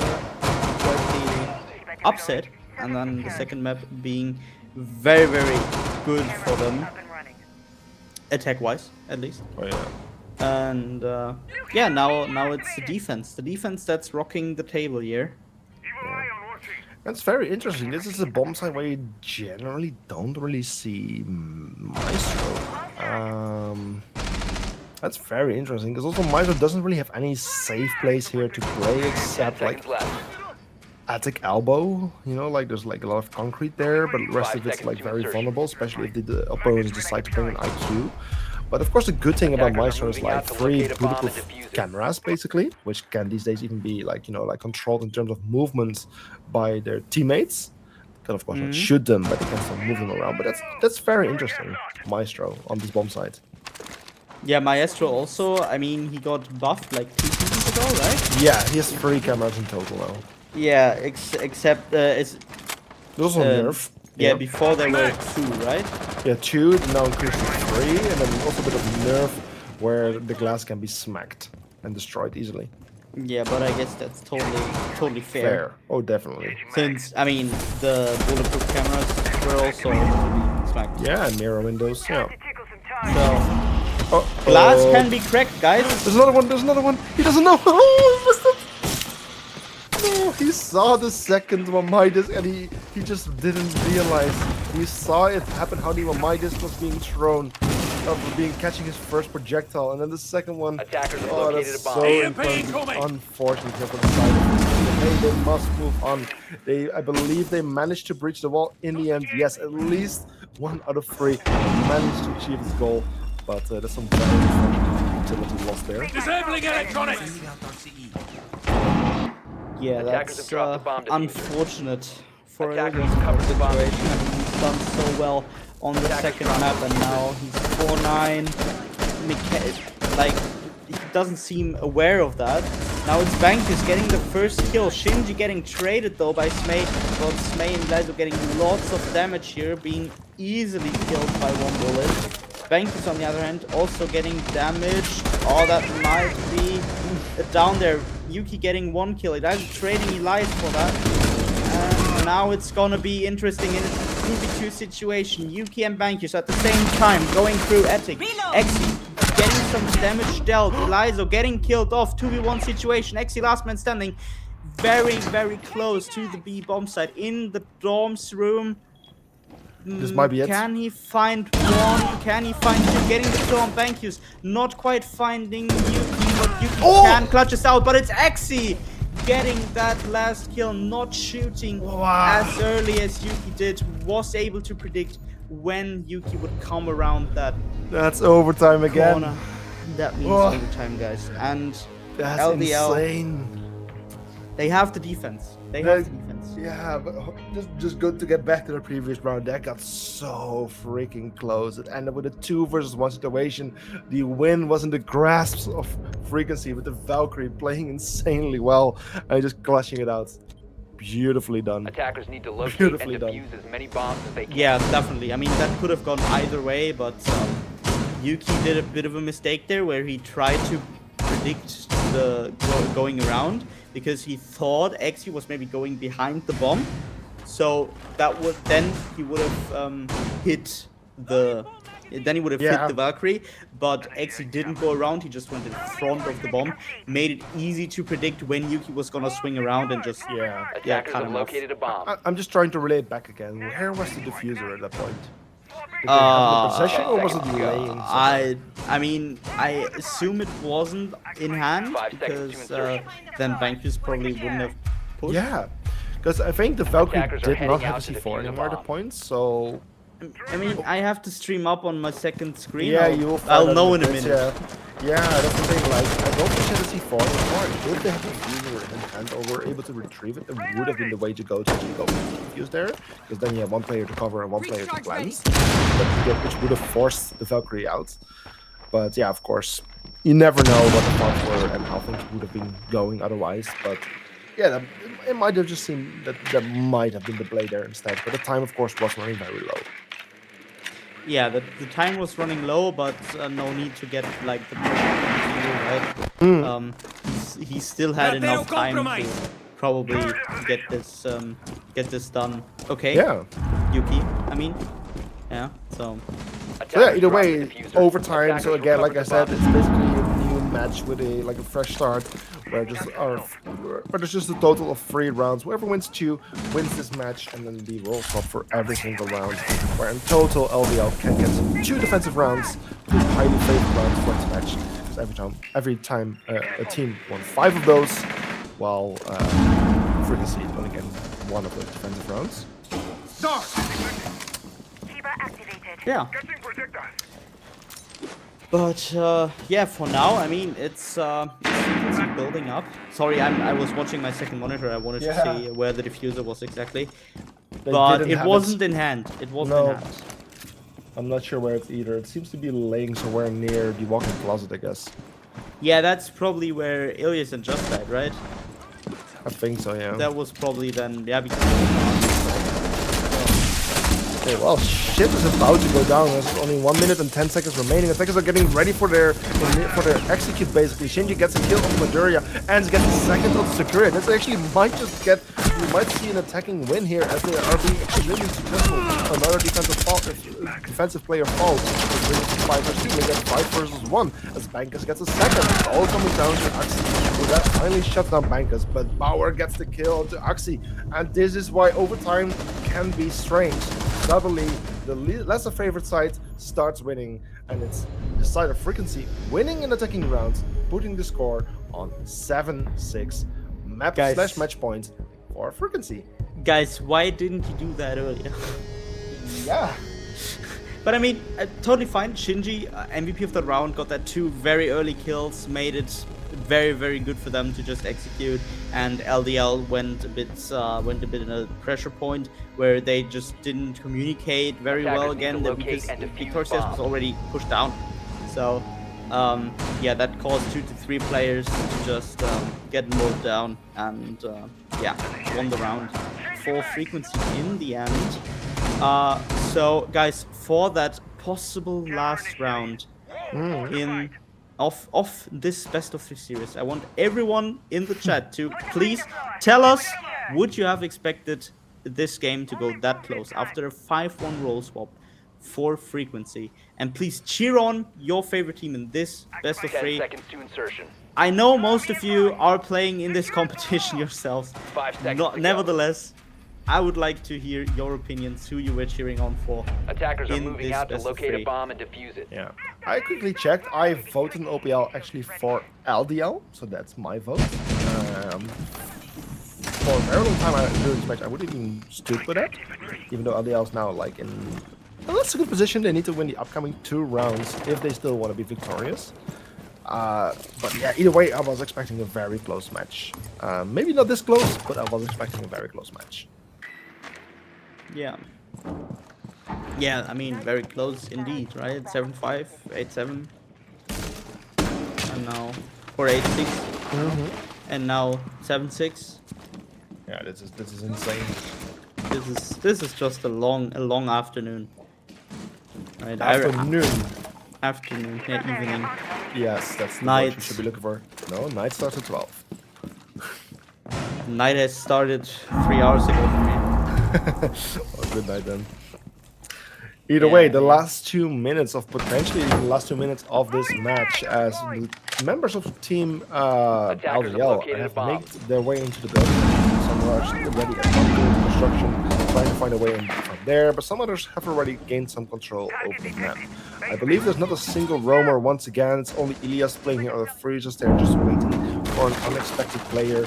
Just get a little surprise attack. Not a position you usually find the Mira, but sure, I mean, it works, I guess. It's a very high RPM gun. It's going to do lots of damage, but as Elasio actually gets the first 2 kills, it's actually Frequency losing 2 members, bringing us to a 3 versus 5. Will we then see another attacking favorite? Oh, you see that, Shinji?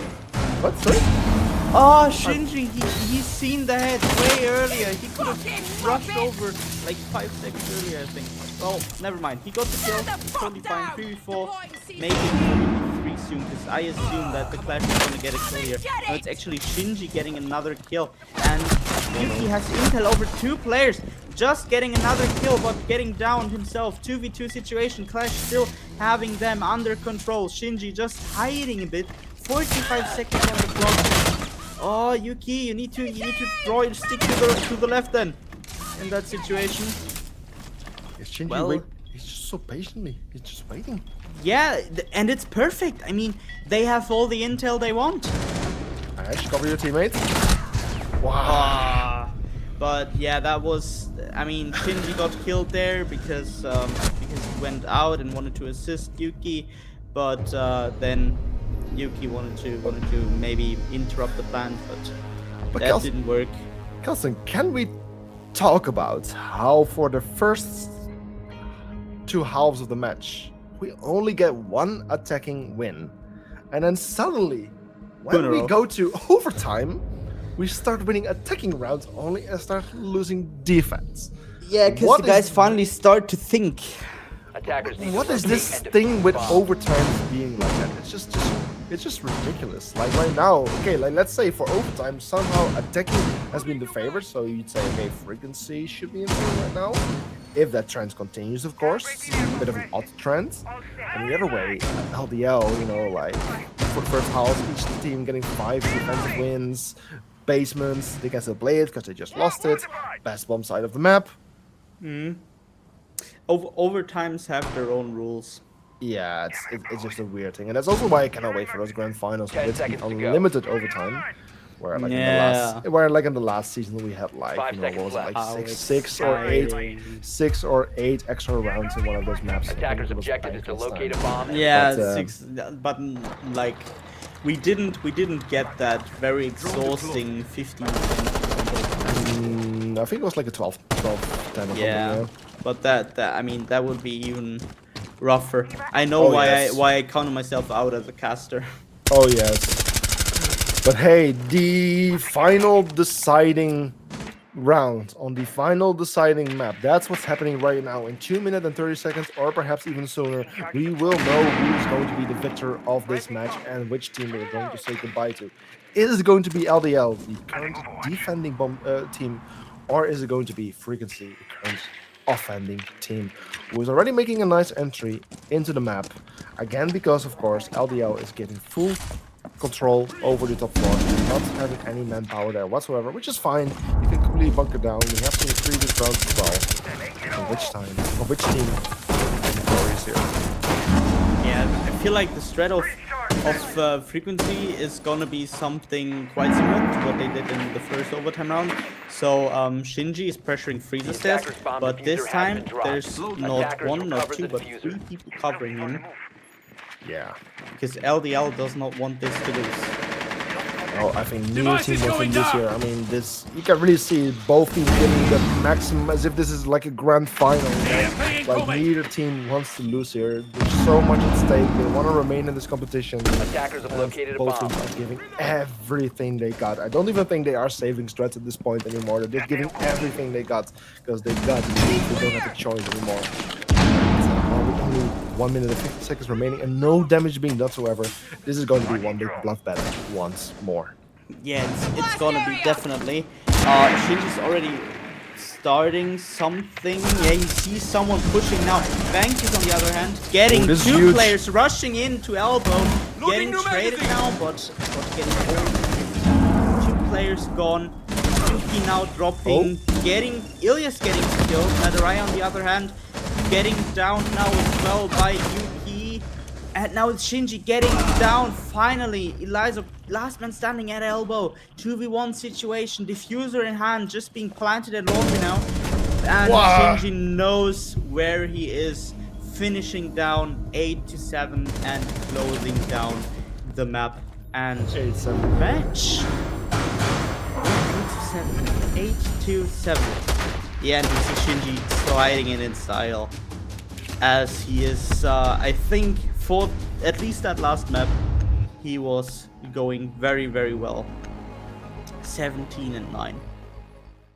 Let's just crack the guy. What a freaking match. Holy shit. Like I said, this is how I want to see every single elimination match go. Like we have seen various elimination matches with even, like 2-0s and scores of like a 7-2 on a map. Sure, just imagine the least close score that we had this evening was a 7-5 for the first map.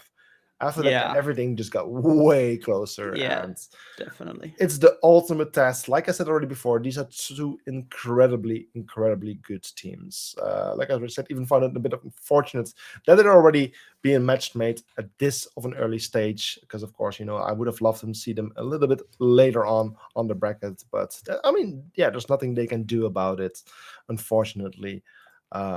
But yeah, this means that only one team can continue. And in this case, Frequency with a beautiful 2-1 win, 2-1 win is going to be continuing. And Kelser, I've already prepared the visual. We can take a look at the bracket to actually see what it looks like. So let's quickly fade in and see what it looks like, of course. We can see Team MVG already winning earlier this week against French Power that was. So this means we're having MVG versus Team Frequency. I believe that's next week, Thursday. just from minds here, but there's only one more match remaining, and that's of course going to be tomorrow, which is going to be between Lebalist and Phoenix, of which the victor will then be playing against Team Aspire by Mystic Gaming. So yeah, this is it has been an incredible evening, a beautiful match, even bigger and greater than anyone would have even imagined. Two great teams playing against each other, giving absolute everything they have in their power. I mean, a huge GG to both of these two teams because this was an incredible match. Yeah, definitely. So, I mean, I expected it to go somewhat like this, that it's going to be Yeah. a 2-1, but to be that close, not 2-1 for frequency, but 2-1 in general Yeah. for either team, but being that close, 2 overtimes, 1-7-5, and like 2 fully played out maps, right? So, Mhm. I mean, it's just it's got to be exhausting for the players. It's of course it's Yeah. kind of exhausting for us, but it's Oh, a yeah. banger. It's a banger for the stream, and I really enjoyed casting that. Although it Mhm. doesn't seem like it, but yeah, I had tons of fun casting this Oh again with you. yes. Oh yes, it was an absolute pleasure casting with you again. Like both of us, we don't cast that often anymore, because also we were busy with other kind of stuff. Where you, it's mostly like adminning that kind of stuff. Whereas me, mostly Yeah. more like organizing and managing the production team. But I'm also a bit more behind the scenes as an observer these days because we have so many other talented casters as well, which I want to give a moment to shine.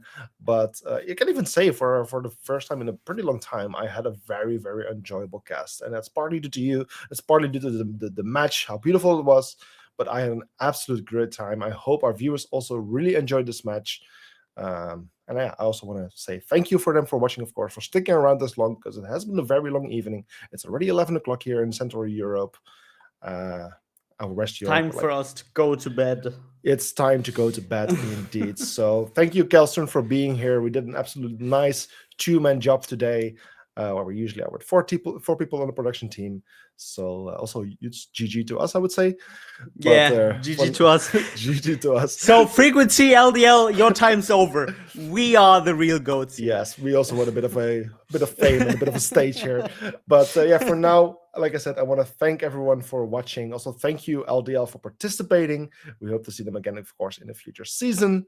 But for now, everyone have a wonderful night. Don't forget to tune in tomorrow because usually we don't have streams on Friday, but we will have one on Friday tomorrow, the last one of the lower brackets of this round of the lower brackets, and then we can move on to the next week, of course, where we will have some upper bracket matches as well. So have a good evening, everyone. Thank you for being here, and we'll see each other later. Bye-bye. Bye-bye.